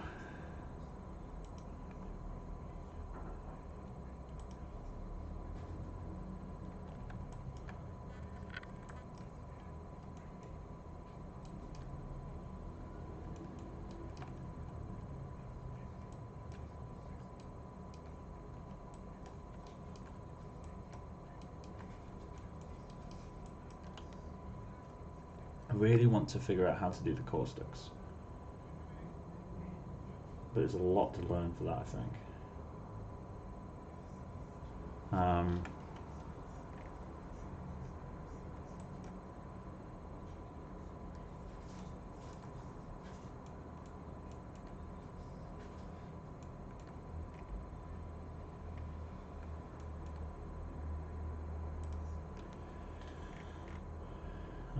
Where's the refraction at?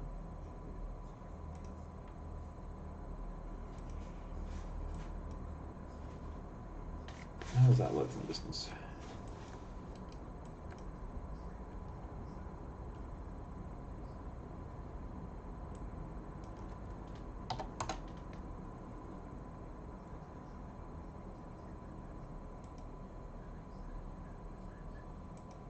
Depth of field is going to do that for me as well, to be fair.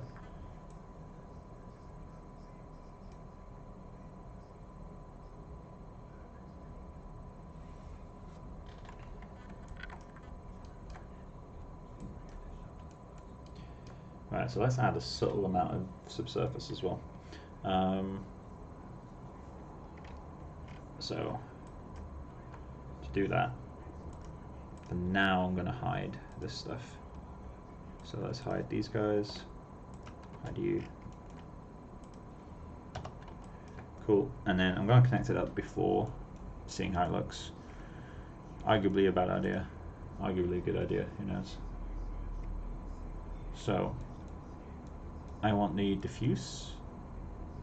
Let's go with the diffuse, the one that's not multiplied around. I'm going to use single scatter. I'm going to plug you in where you are. And I'm going to plug a remap value with this is Scalera plugged in, and I'm going to plug you into the gain.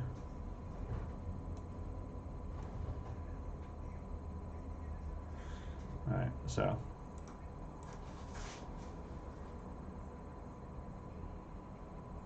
if I turn you off,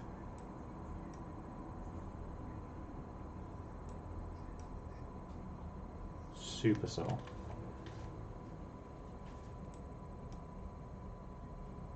I guess it's because it's already a dark texture.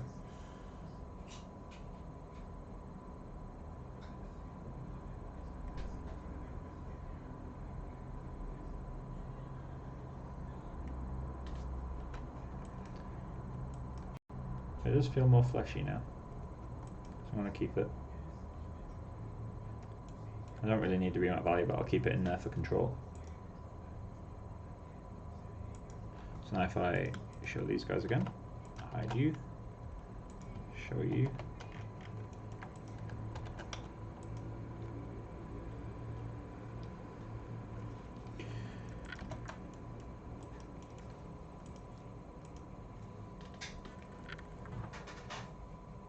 there we go.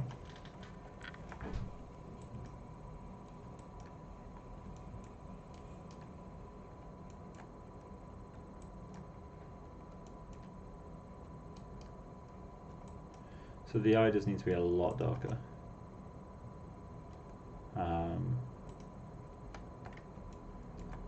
So let me grab this guy, move him way over. Sorry if that flashing caused issues for anyone.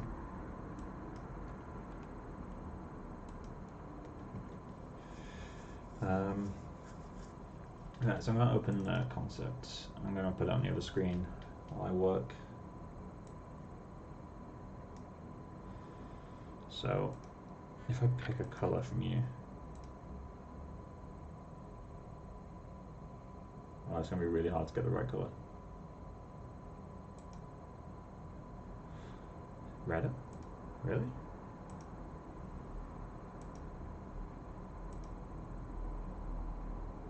Nah, that's color shifted. That feels better though.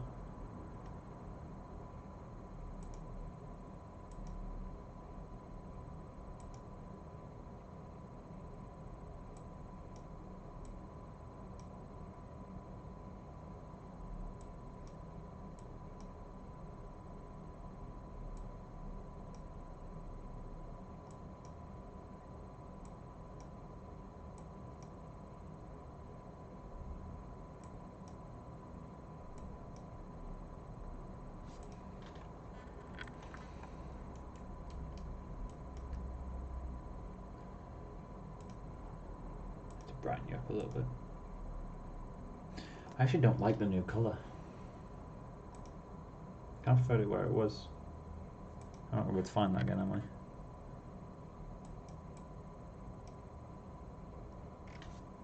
I prefer it more yellow.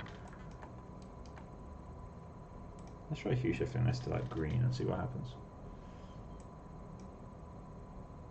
Ooh, that's interesting.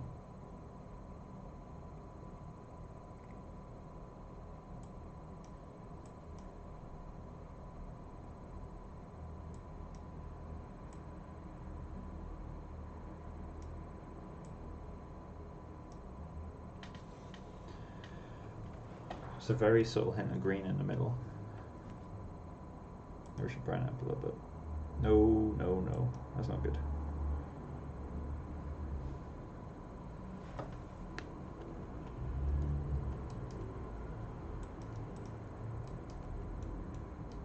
Although they're both too bright now.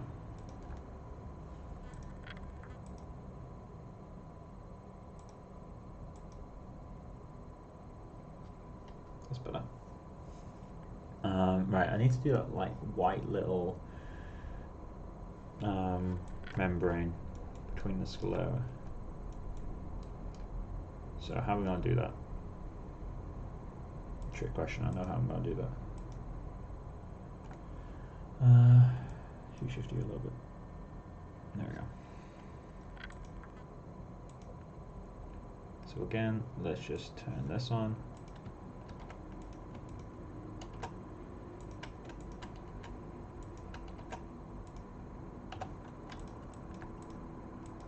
So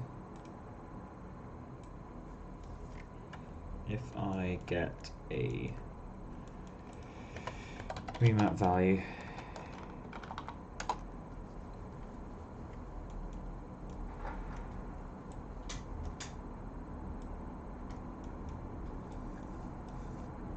cool, then get a plug U in, and as a temp I'm going to plug this into I need to remap HSV, sorry. Remap HSV, put that into diffuse for a second, and then let's render this up. Okay, so if I do this, we now have a little white circle. That easy. That's a case of finding a shape that looks nice. Well, to be fair, it's going to be multiplied out anyway, so let's do that. And this is now a mask. If I slide this over, I guess that's going to do nothing until it hits 1, and then it will do everything. So I'm going to blend that way out.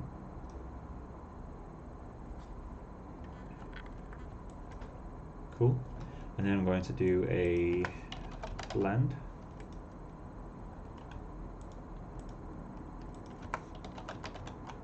Blend colors, Pixar blend, I guess. And I'm going to plug U into the bottom, and I'm going to plug U into the top, and I'm also going to plug it into its own alpha, because it's a white map anyway, right? And this can go into my RGB. Now we should have brown texture with a little white thing.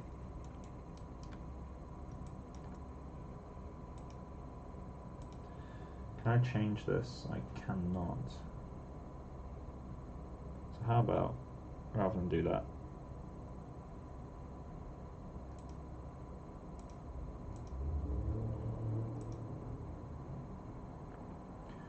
let's do luminosity.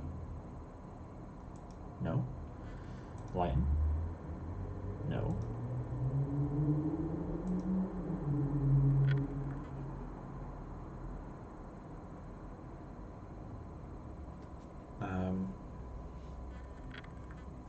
What would be the best? Dissolve. Oh, that's not going to work. That's not going to work either. Ooh, that's cool. I like the glow it gets. Hard light. Hard mix. That's experimenting right now, guys. Multiply won't work. Pretty sure I've done luminosity. Soft light. No.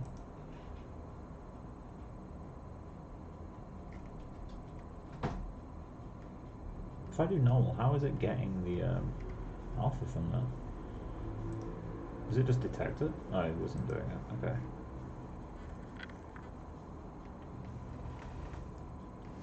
Which one was it doing? Overlay?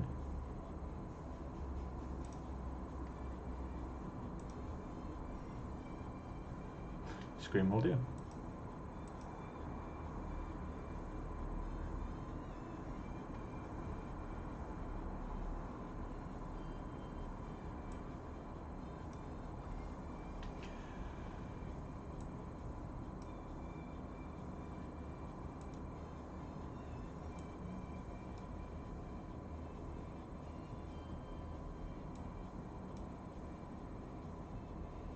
I feel like I should do a little bit more with it.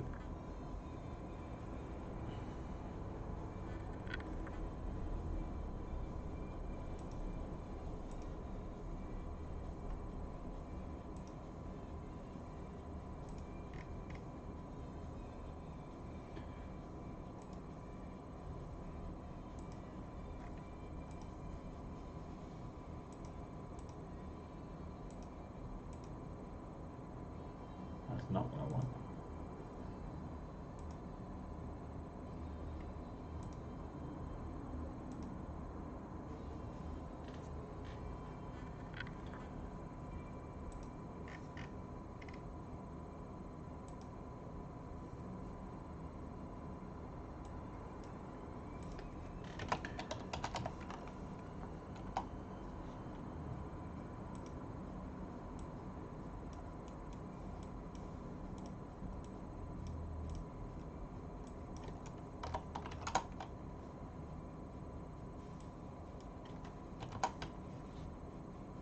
There we go.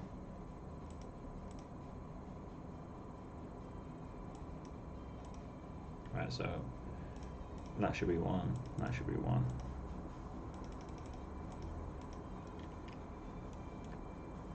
Cool.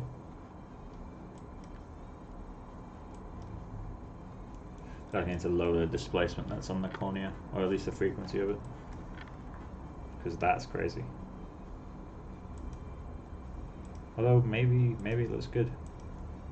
Maybe it looks good on the actual model.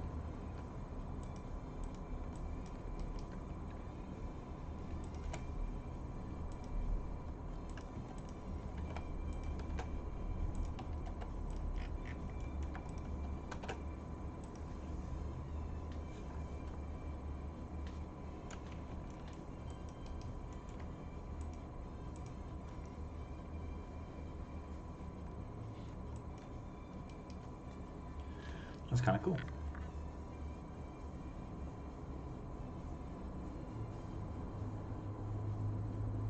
So that now needs to be plugged into the subsurface as well. Oh, why am I trying to exit? It's a viewport. So, what is the subsurface? Oh, a single scatter, sorry. There it is. So I need to take you now.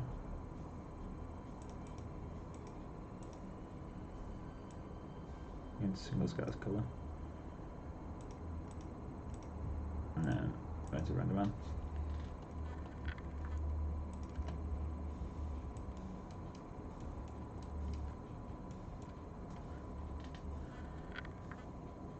That's a thing.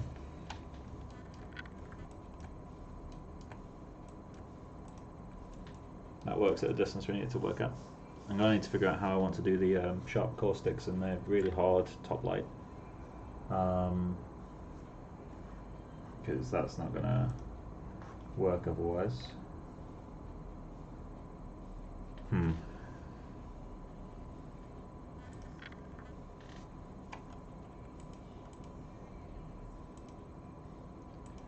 cam. Let's set this to be the original resolution. 42K.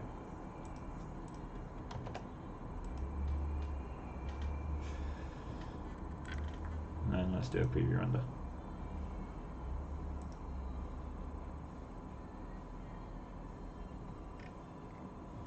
Gonna kill that. Turn off progressive. I'm just gonna grab a drink while it's rendering. Did it crash? Oh, it's still killing the render. Okay. There we go. Render man. Incremental. I'm gonna grab a drink while this is rendering.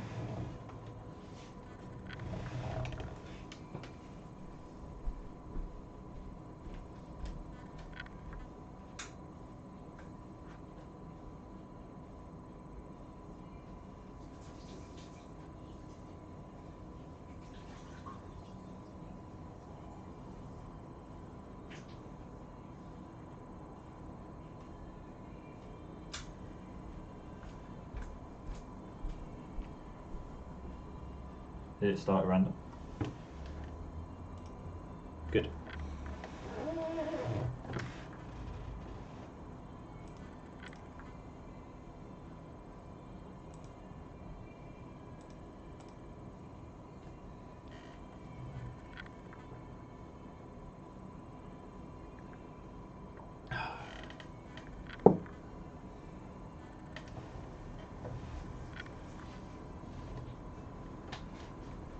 Right, so we got a block out done. Obviously I need more detailed textures for the iris because the iris currently has no detail on it. It's literally a ramp. I'm gonna need to make a displacement to make that feel good. I'm curious of a few things which I might have to play about with. That could be really cool. I'm trying to think of a way I could procedurally make an iris displacement that actually is radial.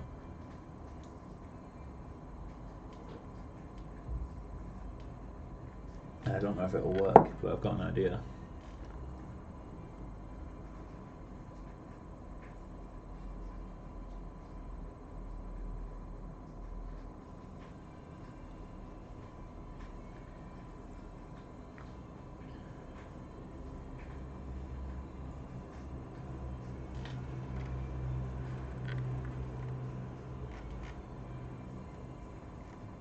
I'm going to try it because I think that idea could be really cool if it works.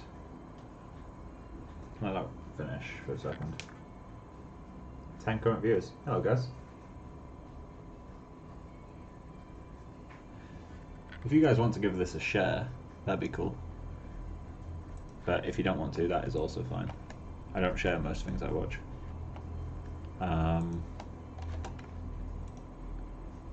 So let's perspective cam. Cool, so if I can have that visible.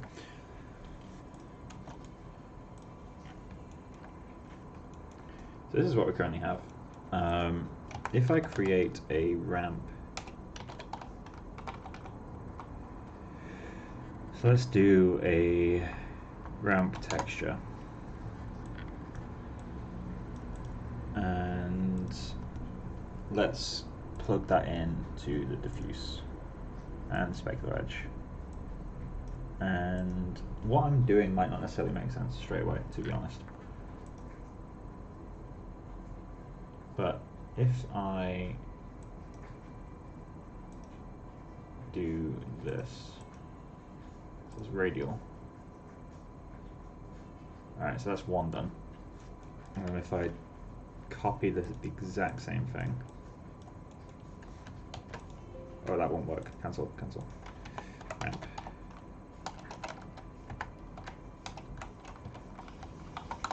Okay. Now put this one in.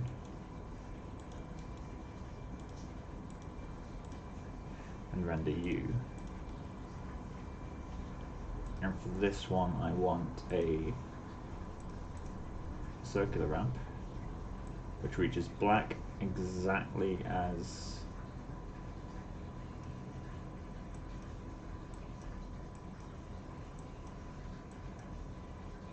cool. No. So now if I create a fractal, which way is U, which way is V? No, technically it doesn't matter because they're self-similar. It's kind of the point. And plug U into these.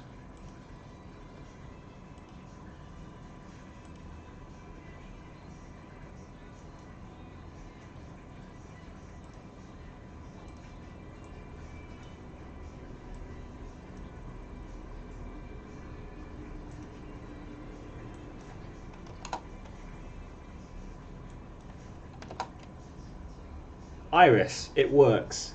Kind of. In the middle it works. I am happy with that. That's cool. Okay, so let's set this back to 1.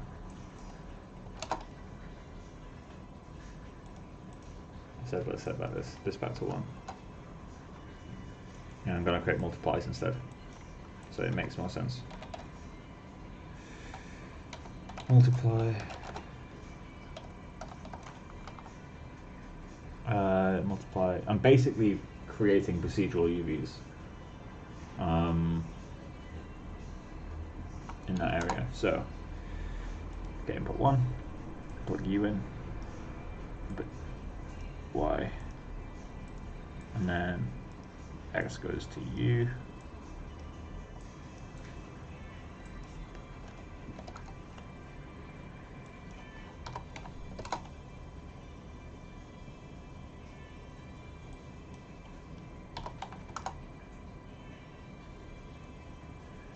And then, can I add a noise to this?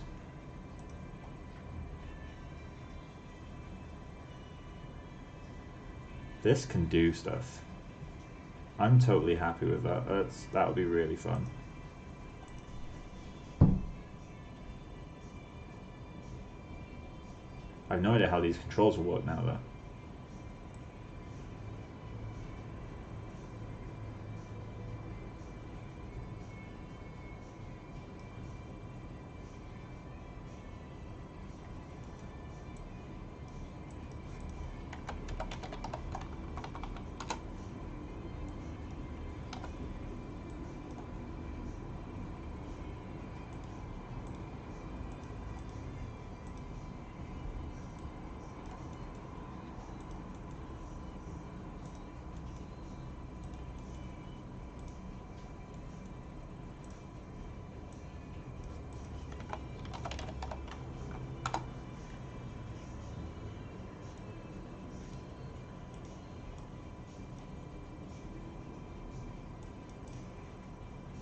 Forget the default is set to clamp black.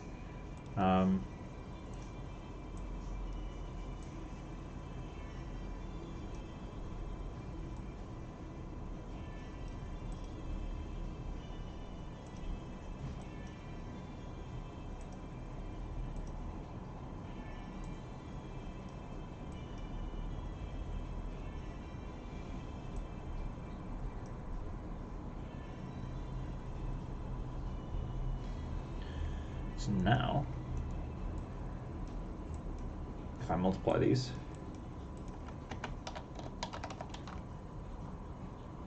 or if I do a layer, that should be better. Have U as base, have U as a secondary, ramp 4, so let's iris pattern, iris call.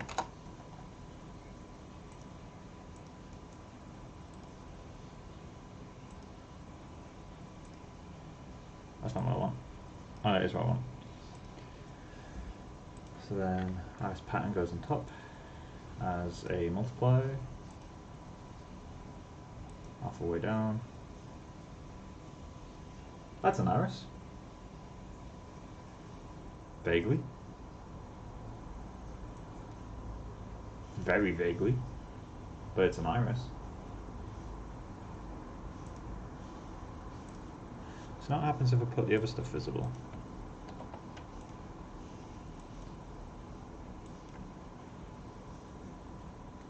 I think as a temp that can work just fine until I actually make a texture. Because this sort of stuff I'd have to sculpt. What happens if I plug that into bump?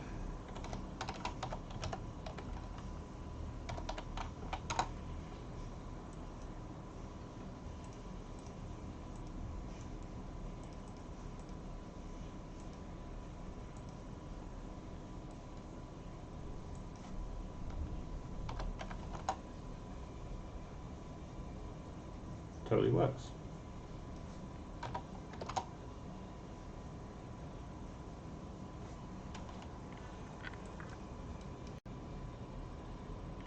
So now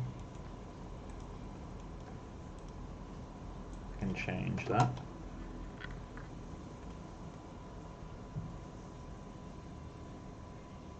I'm actually pretty happy with that. That's kind of cool. It's production-wise absolutely useless, but kind of cool. I'll put that into displacement instead.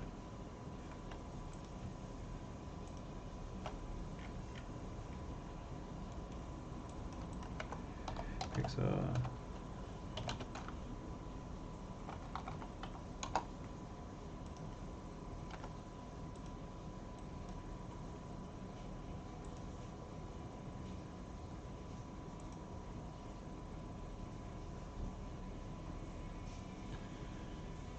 So let's plug that into this wastemat. No?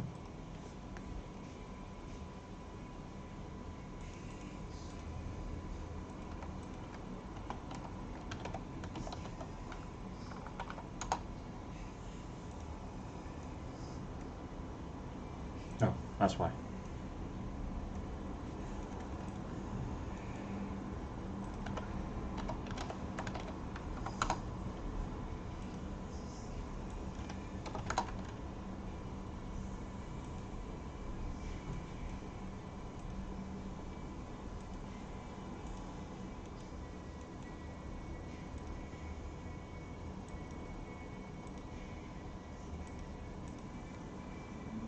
It's going to be really strong. But that's fine by me.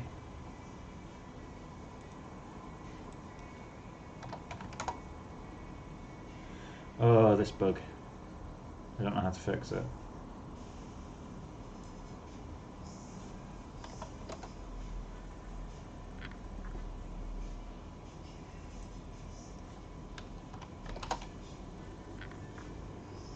Although it works as a additional thing just to break up this.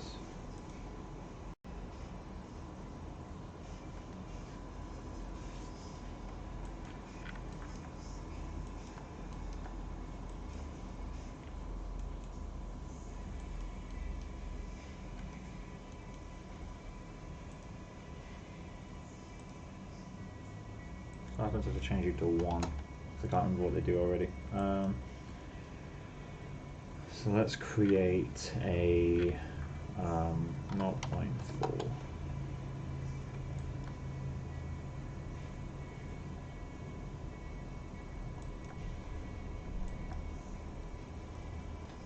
That works.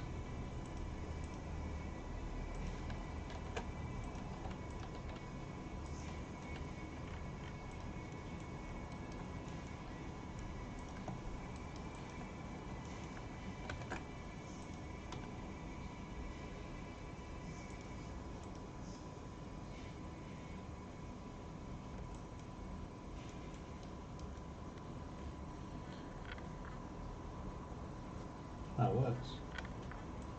Sick.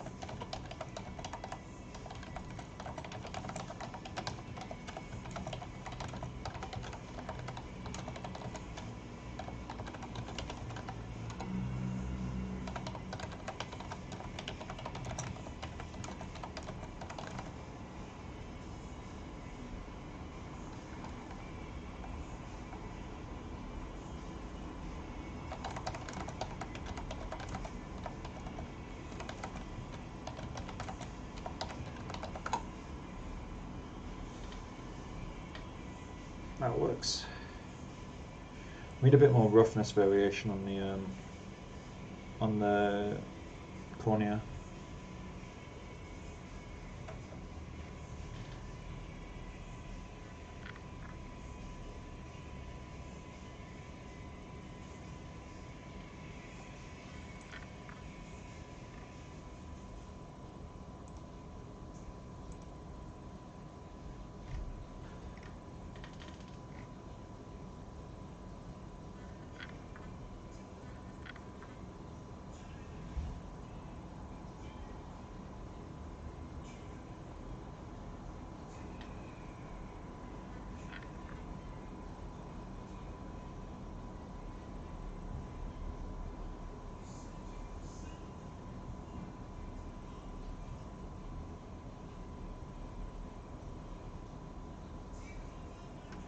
Hmm.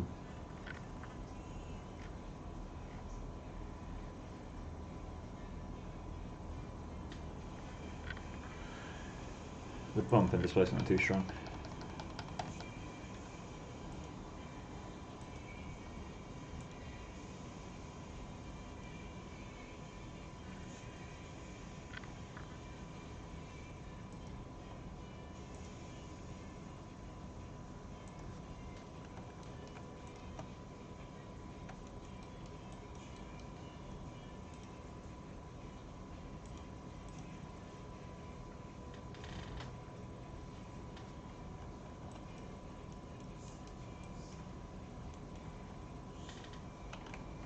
Let's go to the bump first.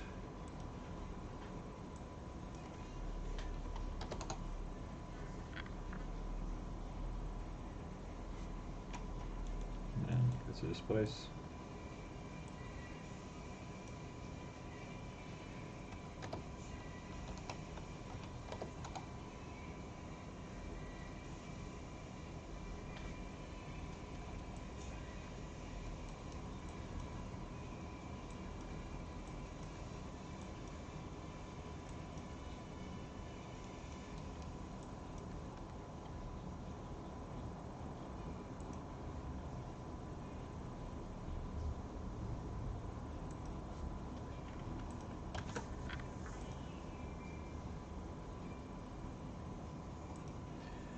So let's try rendering that.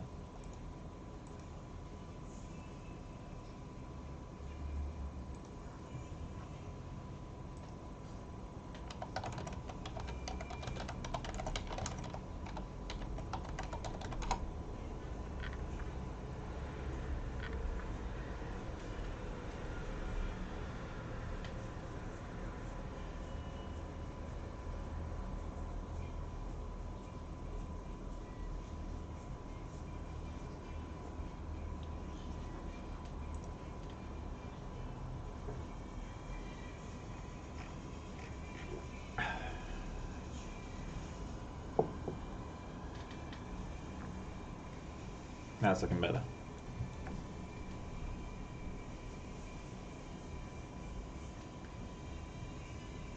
I feel like it would work a lot better over turbulent noise though.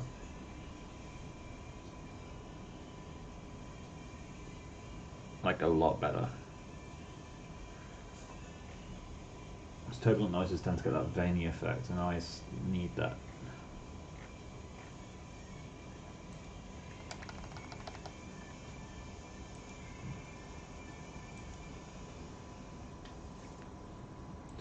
What noises have turbulence?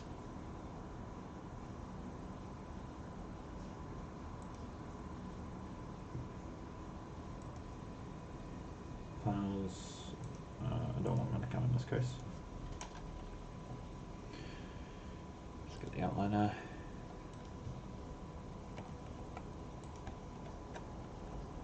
Just gonna drag those in there for now. I guess I can name them while I'm at it. So that's his LI, and that's his right eye. And I'm just going to call this setup eye.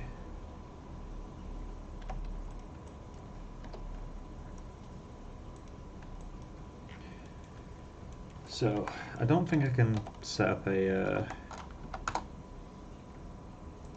I don't think I have a way to control maybe surface position. Is there a way for me to set? There is, okay.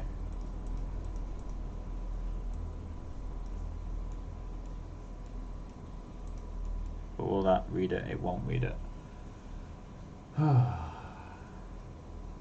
So close.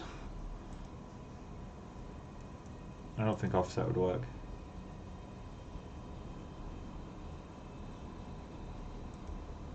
Angle wouldn't work. Okay, I need to use an actual turbulent noise. So, noise.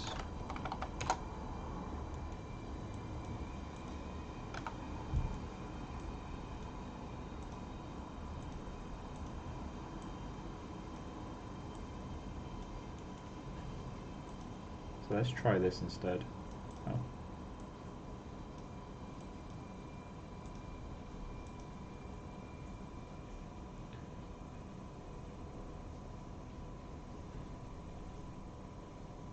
That works better immediately.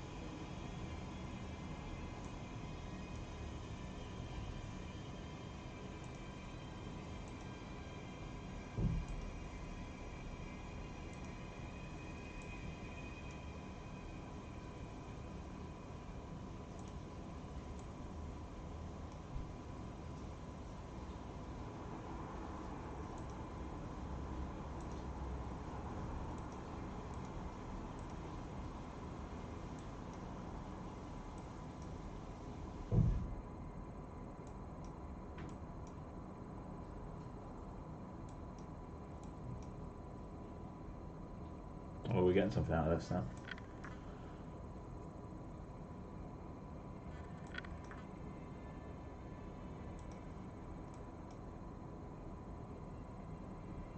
Where's that flat area coming from?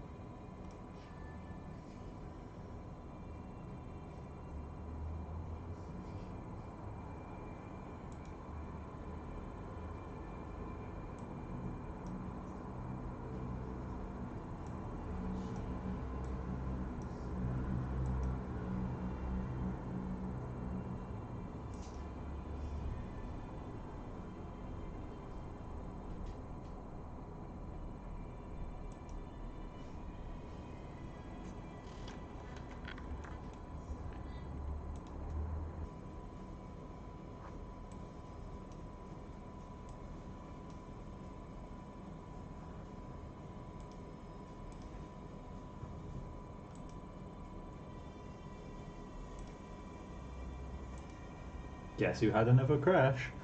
I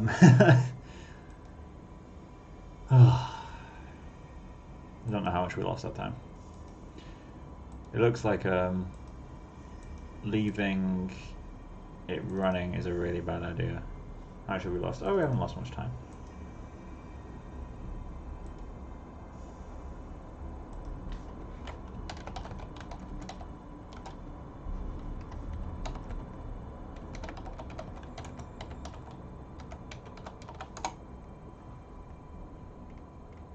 Right, so I'm gonna kill Flux again.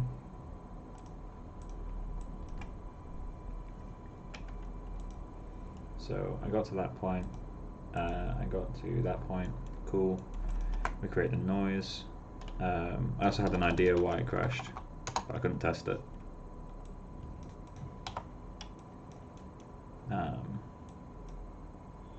Let's plug you in.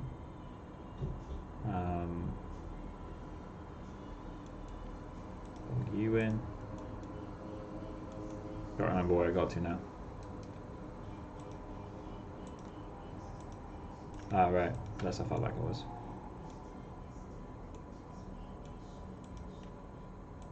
So that was right eye. Oh no, that's left eye. Left eye group. Right eye group.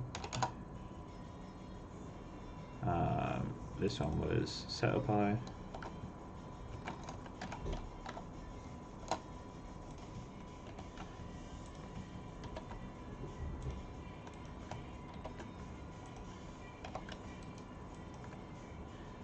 So I'm very quickly learning that you can't trust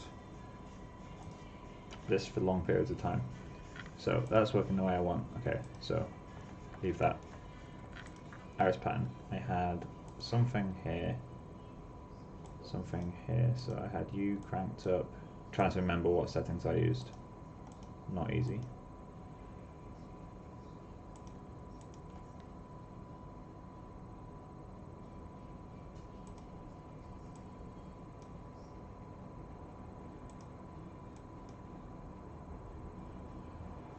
That is interesting.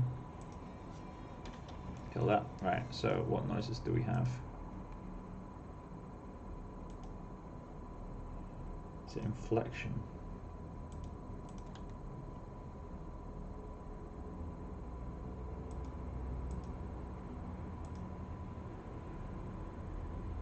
Whisper is kind of cool, not what I want. Wave is cool, but not what I want. Space-time. What are you? But not what I want. Billow noise. Kind of cool, but not what I want. Okay, so billow is probably the best one we've got so far. And then I realise I can add noise to these. And that will distort them.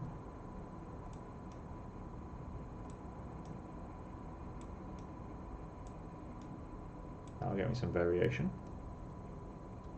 To make it look less like a repeat pattern. I can do the same on this side.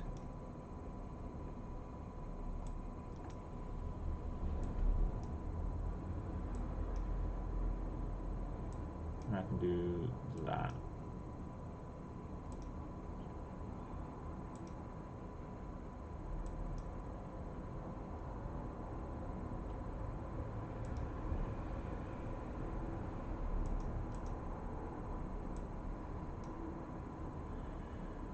That'll do, that gets something.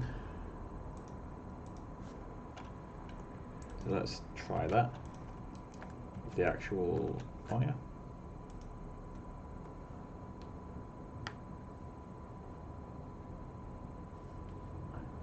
I mean, I probably will use XYZ maps. This is more just of an exercise, to be honest, and patience. But this is getting me a pretty cool result. I'm actually really happy with that. And what happens if I swap these two out? Which one's better?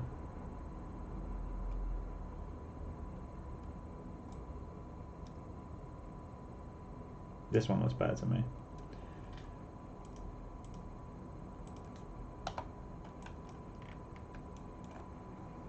So let's hide you, show.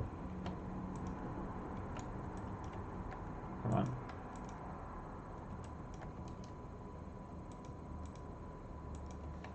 There you go. That was weird.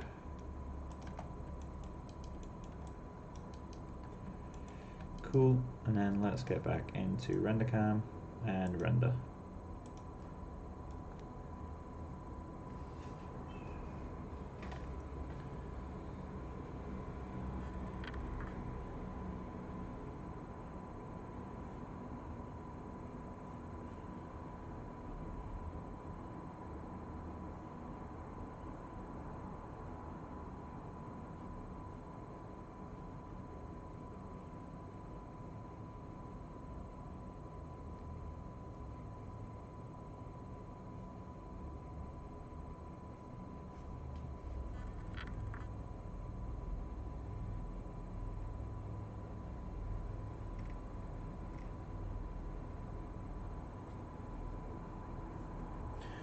So, to fix the displacement issue I was having, well, not displacement issue, but the flatness issue.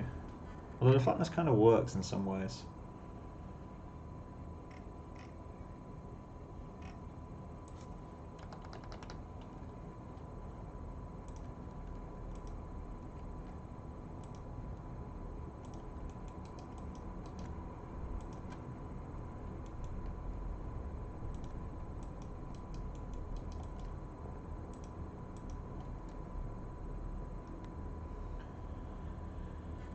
So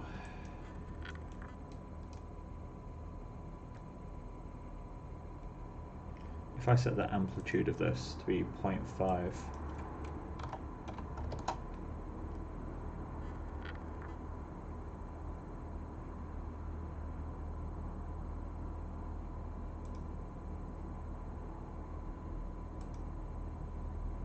So now, this stuff will actually work correctly. I just have to double the strength of them again.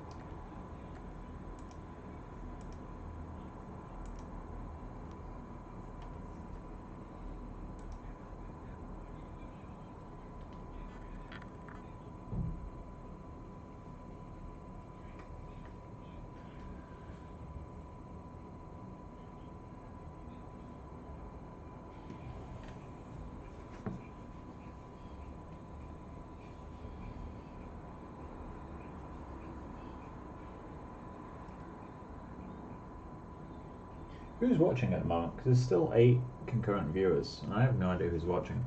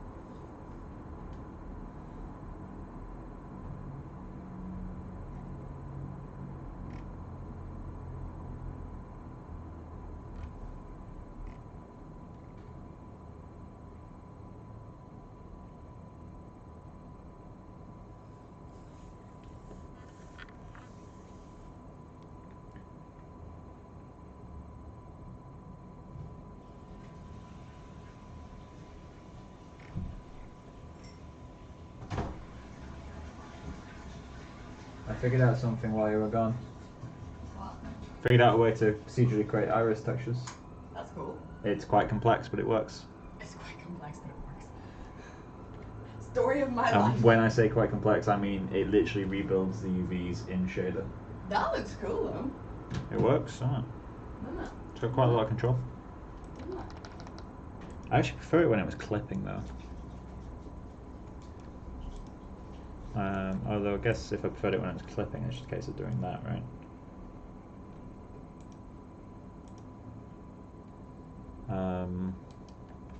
What's the thing I'm looking for now? Hold on. I gotta close the door's cold now. Oh, is the door still open? Yeah. Didn't realise. With your cat friend that you did? Or we would have That was a bit loud. I'll walk you through the setup when this is done if you want. Yeah. Well, maybe not tonight, but.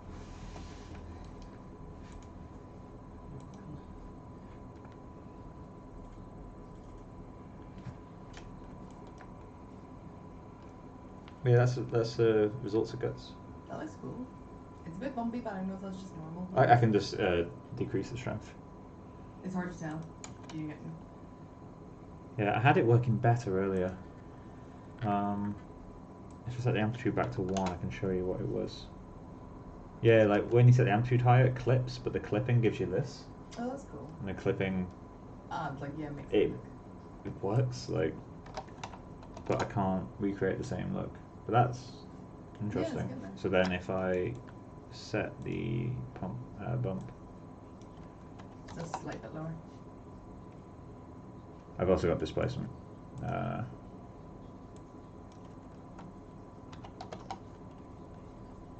you go.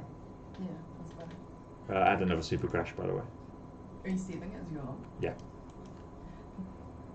Like, I would like to think so after. Might record a video of the setup for these eyes though, because I'm actually really happy with that. In case you haven't noticed from listening, Mike really likes the eyes. It's not that I like the eyes, it's that I like the technique and I feel like someone much smarter than me can really turn it into something. Yeah. Like, Because what?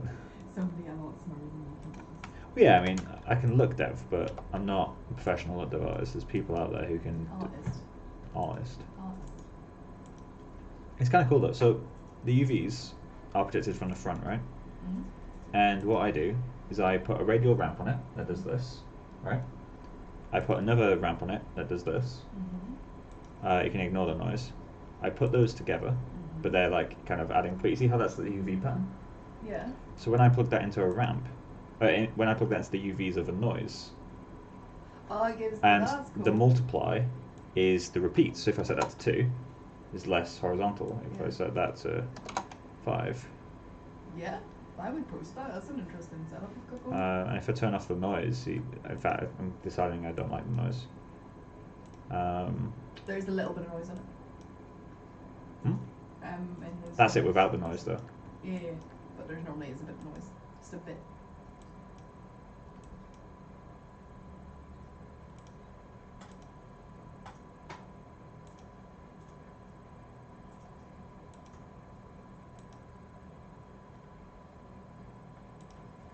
But yeah, that gives it like a UV. And then I just clamp it, put a remappable ramp on it to get like veiny details. Plug that into a bump, which gives me the normals. And they're clipped with the clipping works. And then turn it off and we have an iris. If I was to put a regular fractal on top of that, that would get some interesting details. And then when you put a cornea over that, it all settles back in place. You need to reduce that bump still though.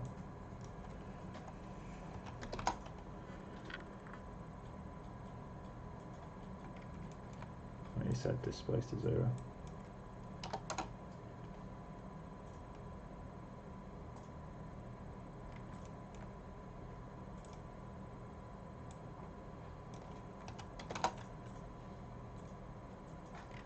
Cool, and then you got this, which can come in.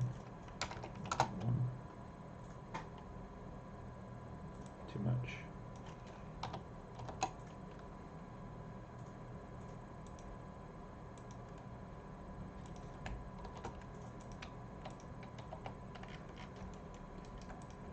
There we go.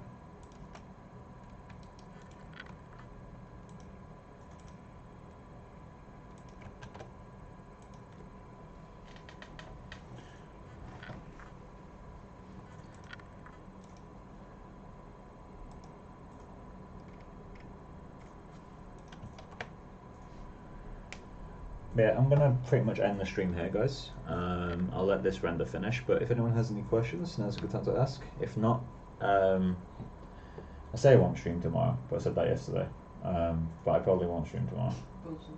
I plan on streaming on Tuesday because I should have at least one day off. Because the stream the last 4 days in a row. So, yeah, stream will end here. Probably won't stream tomorrow just so I have evening off. If you guys have any questions, though, do ask now. What, sorry? Yeah. Add me on Facebook. Find me on Snapchat.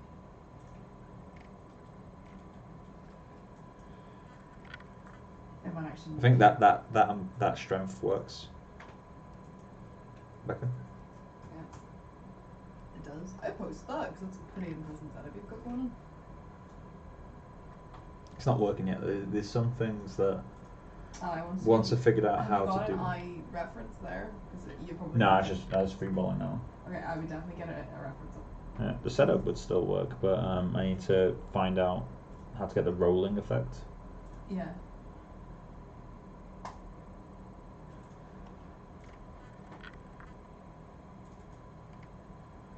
Because, in fact, actually you can see why I need the rolling effect. So on the side where depth of field is kicking in, it looks quite nice.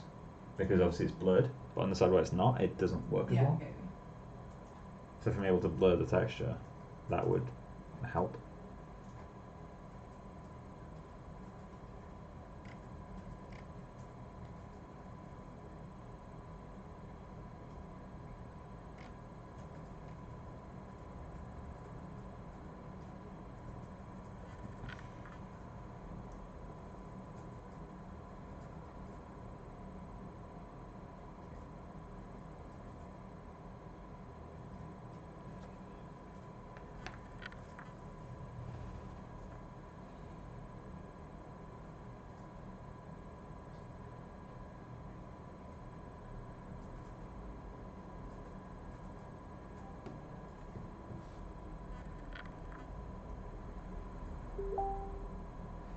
I messaged Jesus saying, "Hey, I've done something. You'll be mad."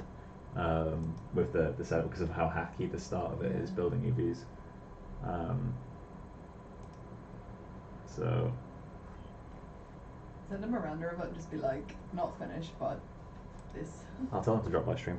Drop by the stream. Okay. I might just explain through it at the end of this stream. I'm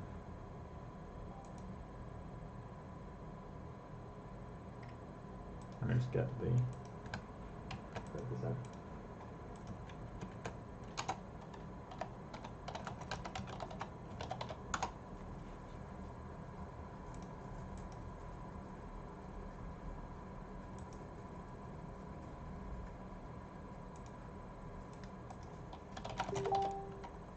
Okay, so Jesus has joined the stream. So this is the result of the eye kind of procedural thing. You will hate me for this setup, I guarantee it, because it's the hacky thing that I do kind of turned up to the max.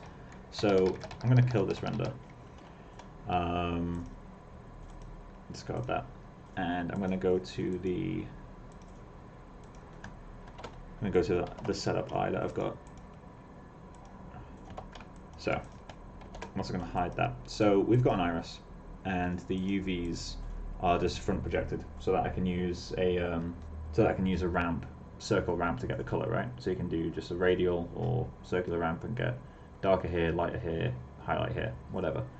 But those UVs are really hard to make an iris texture for. So the first thing that the shader does is the thing that makes it hacky. So if I go into panel, hypershade. So I have to be careful it doesn't crash while I do this, because it's crashed a lot of times. So yeah, I've just saved. So this is my shader, and here is where the texture is generated. So prior to that is just setup. I'm going to turn off noise, because I'll get back to that in a second. 035, 064. So this is the shader with no, I need to figure out how to blur the textures. And I've just turned off the noises. But the first thing that I do is create a ramp that goes around like this. I then create a ramp that goes in and out like this. And I put those into a multiply divide to put them together. So that produces this. I'm going to set both of these to 1 so you can see exactly what I'm saying. So this is functionally a UV. You've got V going this way and U going this way. Then I plug those into the UVs of a noise, and that's ultimately what does it. So if I plug that into the noise, this is what we get. So I can multiply the V, that will do this. I can multiply the U, or it might be the other way around, and that will do this. So let's try putting that a little bit higher. And then if we get rid of this, that's what we got already. Then to go a little bit further, what we can do is add noise to the ramps. So this one was 035. This one was 064. And that kind of breaks it up a little bit. It's not perfect, and I can play about with this a little bit more if I want to. But that will just kind of go in and really break up the eye texture. So we can find like a happy, this gets some interesting shapes. And then we can add some more noise in that way, maybe increase the frequency.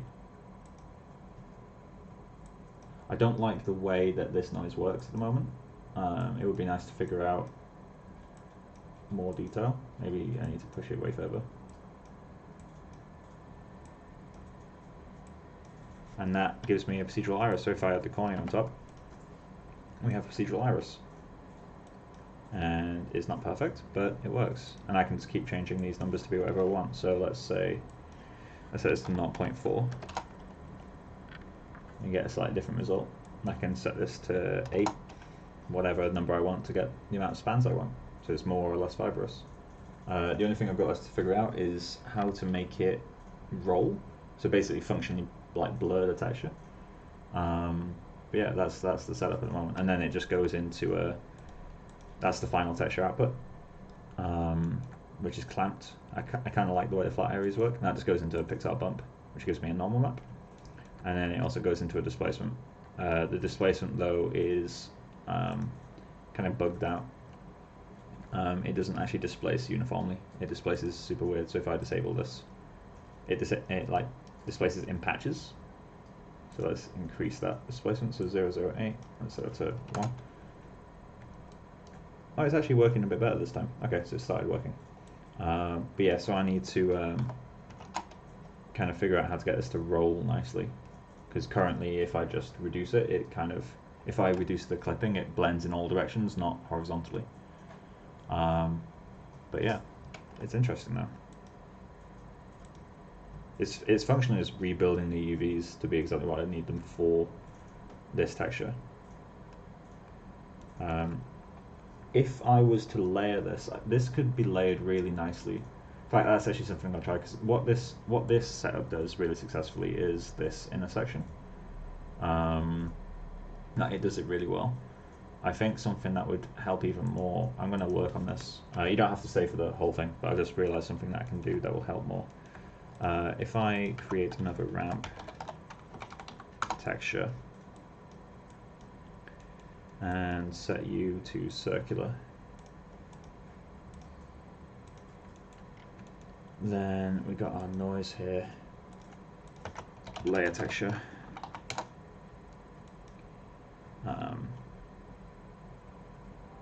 Yeah, that was really good. Thanks, man.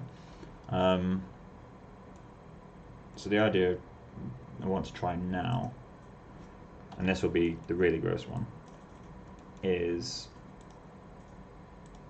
adding this on top. Oh, that's not what I want to do.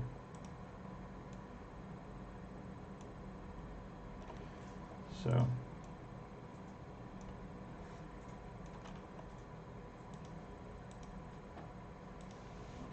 that one is noise, so I'll turn that down. Turn this off.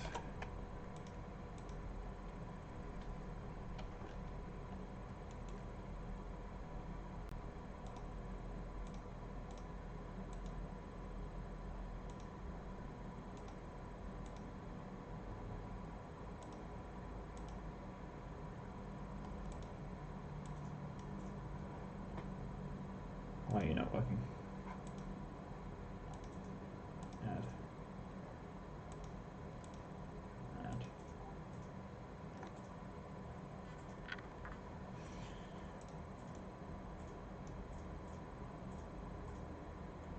Oh, of course, because it's clamping. Let's ignore the clamp for now.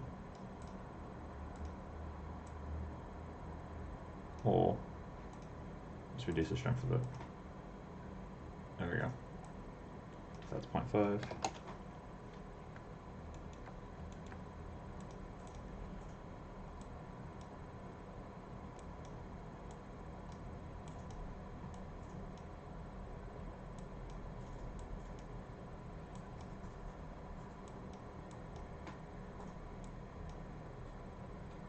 You might be able to see what I'm about to do.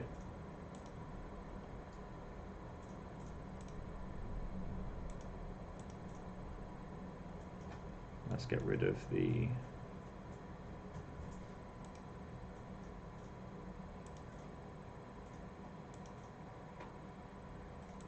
which way round is it again?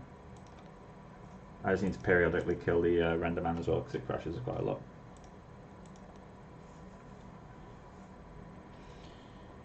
Let me try you.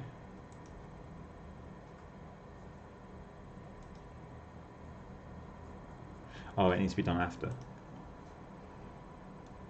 this.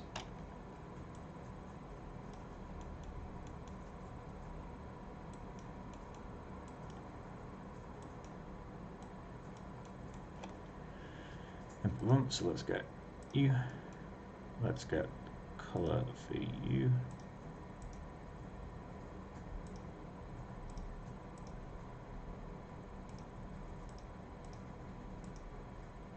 Okay, and then we've got one more thing, which is color going down here.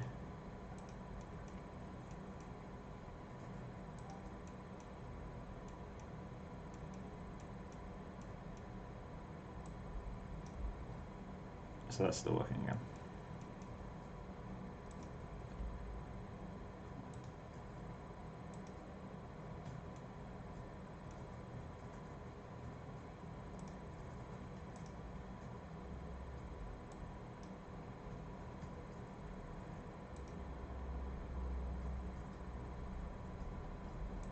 I don't want it set to add, I want it set to none.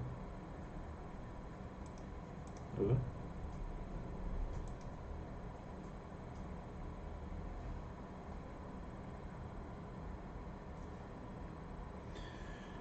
How can I get this to work?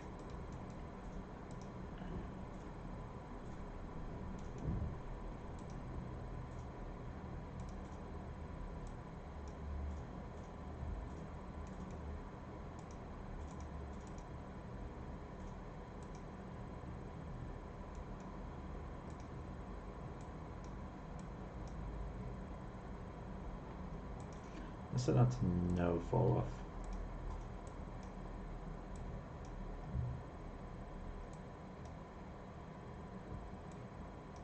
That's something. What? There we go. I can start to get the holes on the outside. Okay. Yeah, that's cool. With the like artifact. Yeah. So I just need to figure out how to get that to look good.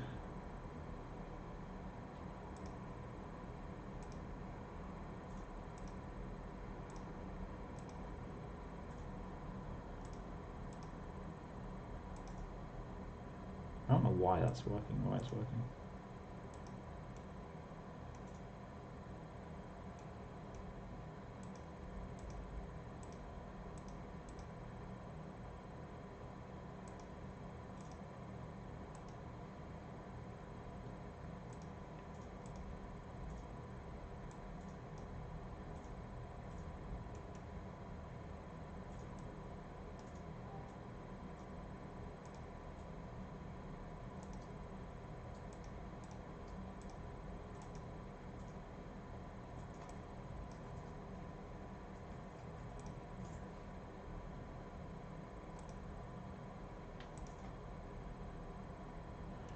Why is this one not working?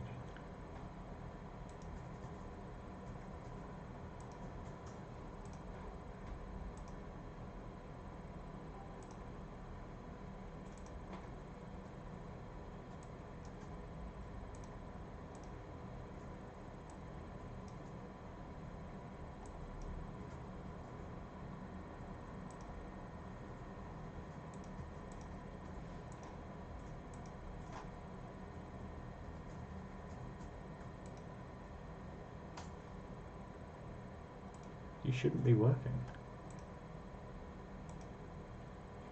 Alpha is set to 0.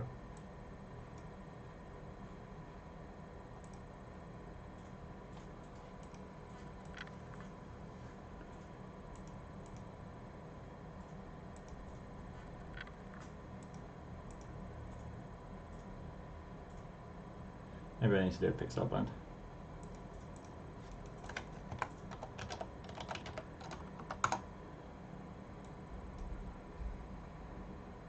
So top should be this guy. Bottom should be this guy. And then color needs to go every which direction. So plug you in there. Plug you in there. Plug you in there. Delete you.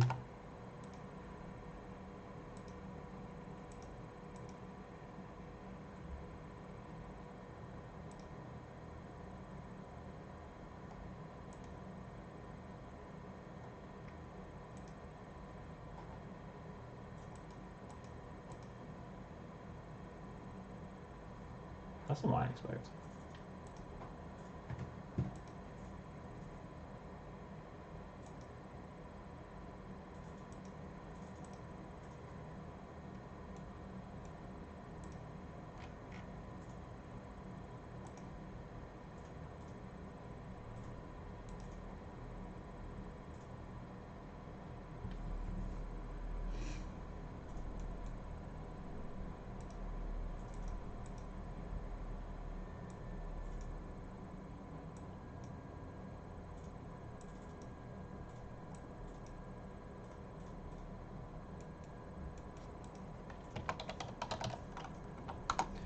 Multiply, divide. Put you in there.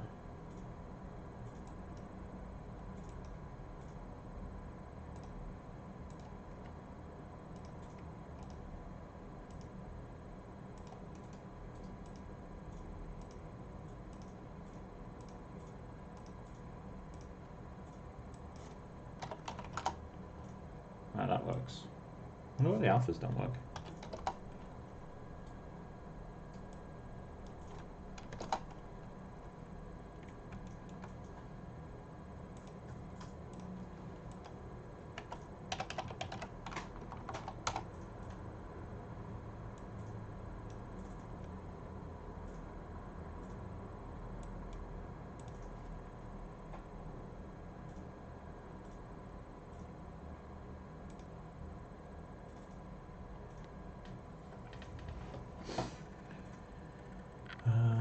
PEV 1.1, 1.1.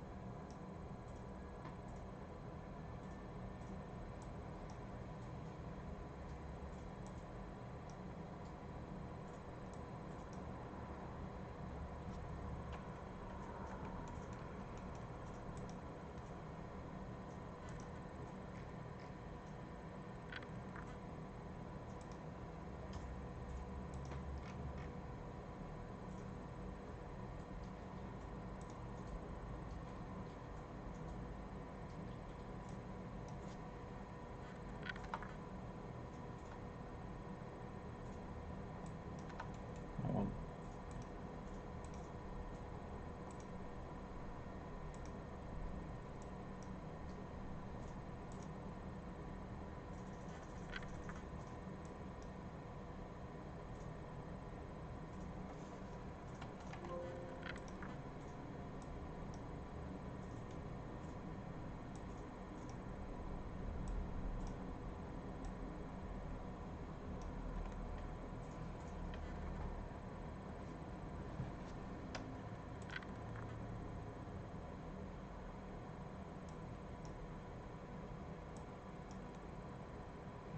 I wanted to make these twice as strong to compensate.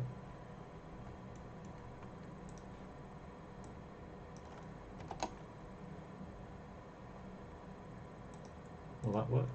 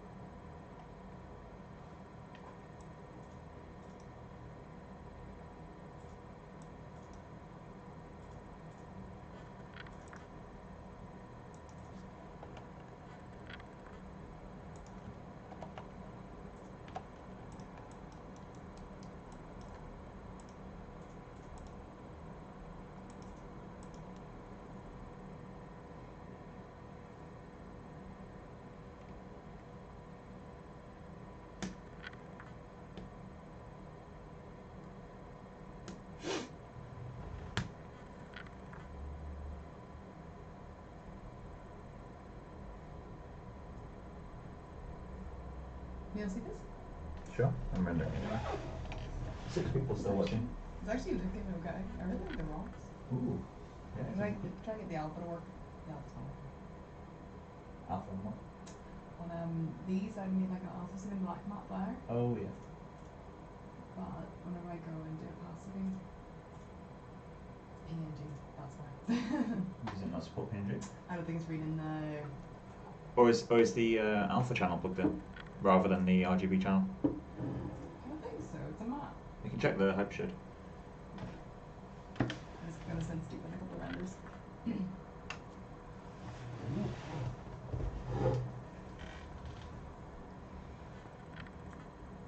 Then tomorrow what I'll do is I'll work.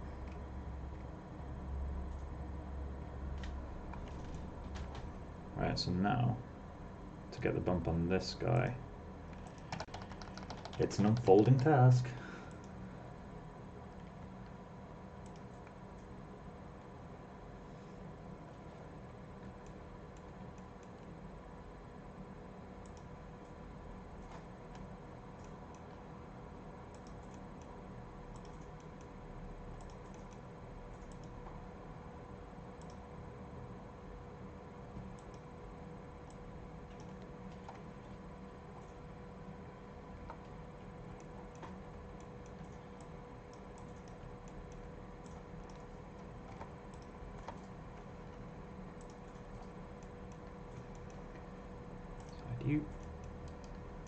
So I need these again, but a new multiply divide.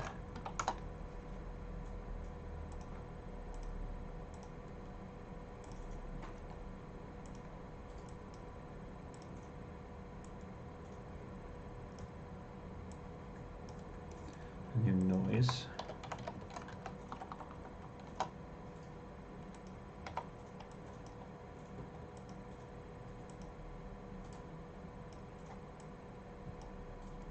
And that can be the new top RGB.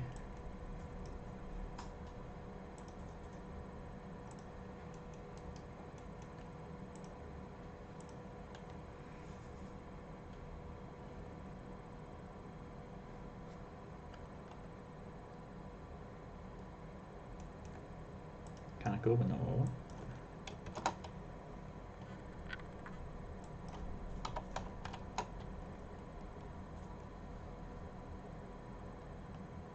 There we go. That's what I needed.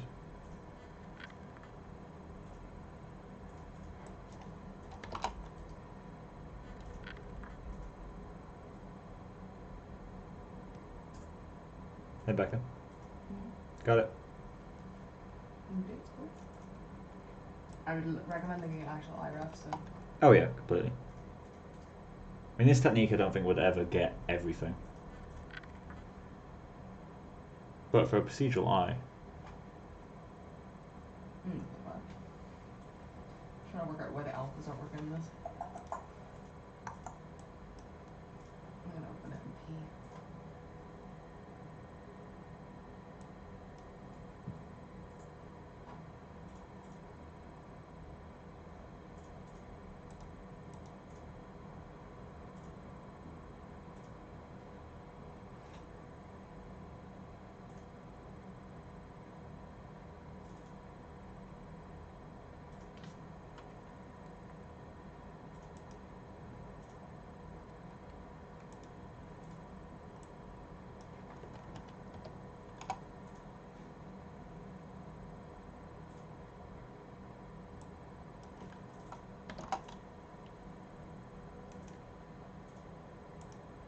and that one's set to 5. I need to offset it to time.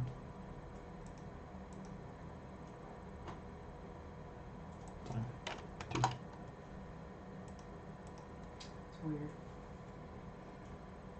I might need them to test the alpha map because I can't actually get it working.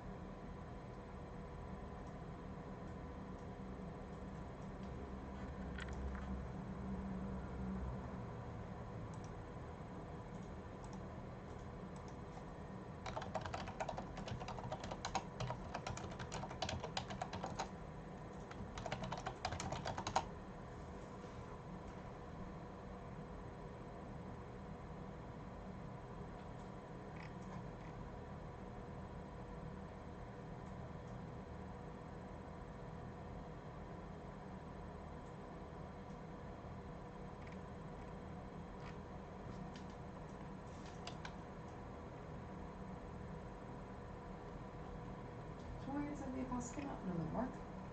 Hmm? The opacity thing in the geometry just doesn't work. Oh, really? Like at all. Like I'm turning it on and off, you know what I mean? Yeah.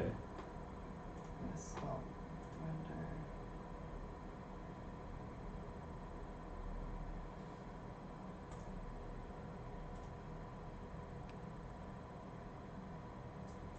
Weird. Like, it's all full. Like, if I turn the opacity off, it's still there.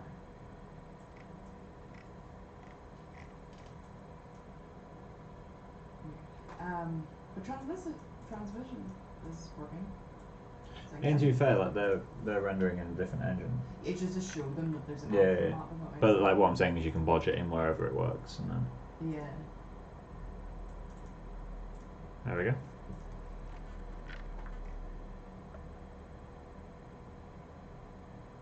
Just really gonna render it tonight so I can send them.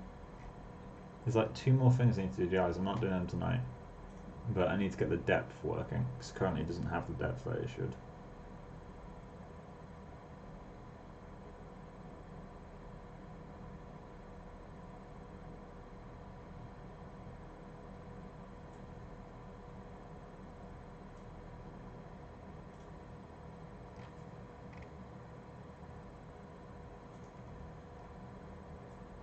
Works alright though. The depth of field side works so much better, and that's a really annoying thing because that means I just need to blur the textures, but there is no blur node.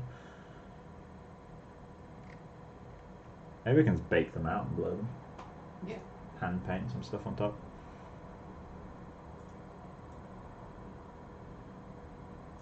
Also, the iris is too far back because the cornea is not meeting it. There's like a slight disconnect there, so I need to move the iris forward.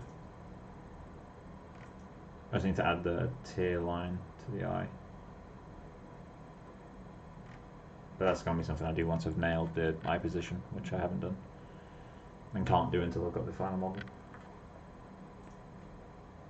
Yeah, the translation, it's gonna make this like glittery, but I'm just not deciding.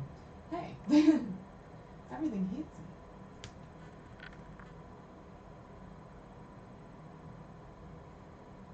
Okay, so one thing I can do. Where's this? What? I'm just gonna render this so I can send. Sure.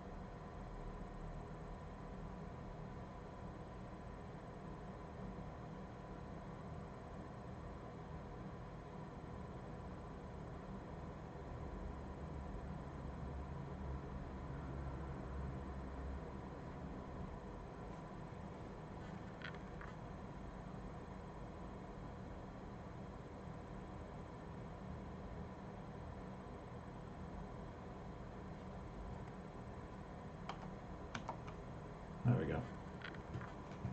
Forcing the shadow in with literally multiplying a ramp on the texture. That gets the job done.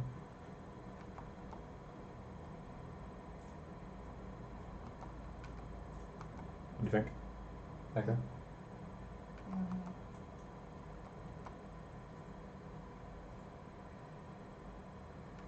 Yeah?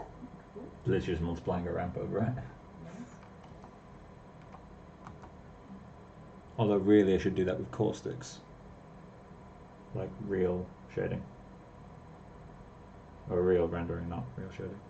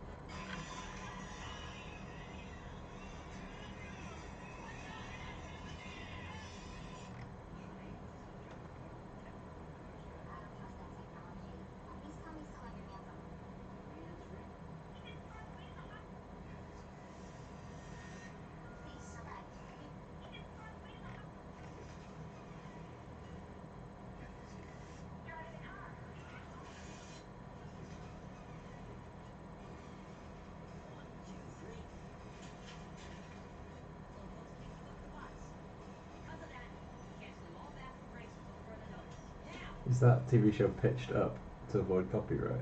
Oh, they do. It's like this one Indian website that does it. It's amazing.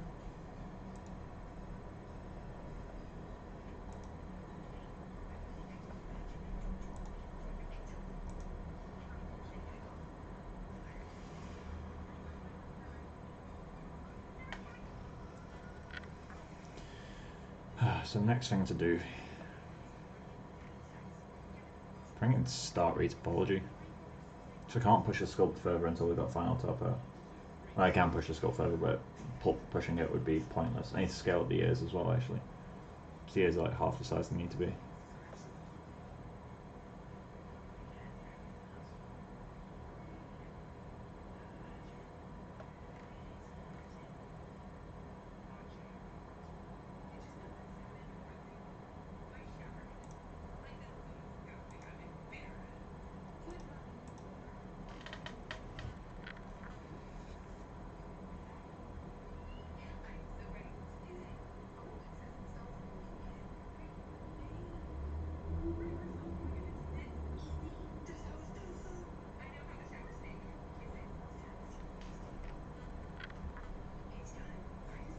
Cool, I'm going to let that render finish. But yeah, that's it for the stream tonight. I know I've said that before, but I'm actually going to end it now because it's 11 o'clock. But yeah, see you guys on the next stream. We'll probably just do final touches in terms of like proportions and getting the ears in the right place, making sure the shoulders are the right size, puffing out the chest a lot more. Making sure everything's the size it should be. Yeah, make sure everything's the size it should be. Still can't believe I didn't realise the ears should be double their current scale. If even they're like triple the size, yeah. Might even be bigger, yeah. But yeah, so we'll see how that goes. I'm pretty happy with how the eyes turned out. I might document the eye shader, just so I don't forget how to do it in future. And I guess it's always helpful for other people to do as well. But yeah, alright, so that's the end of the stream. Bye guys.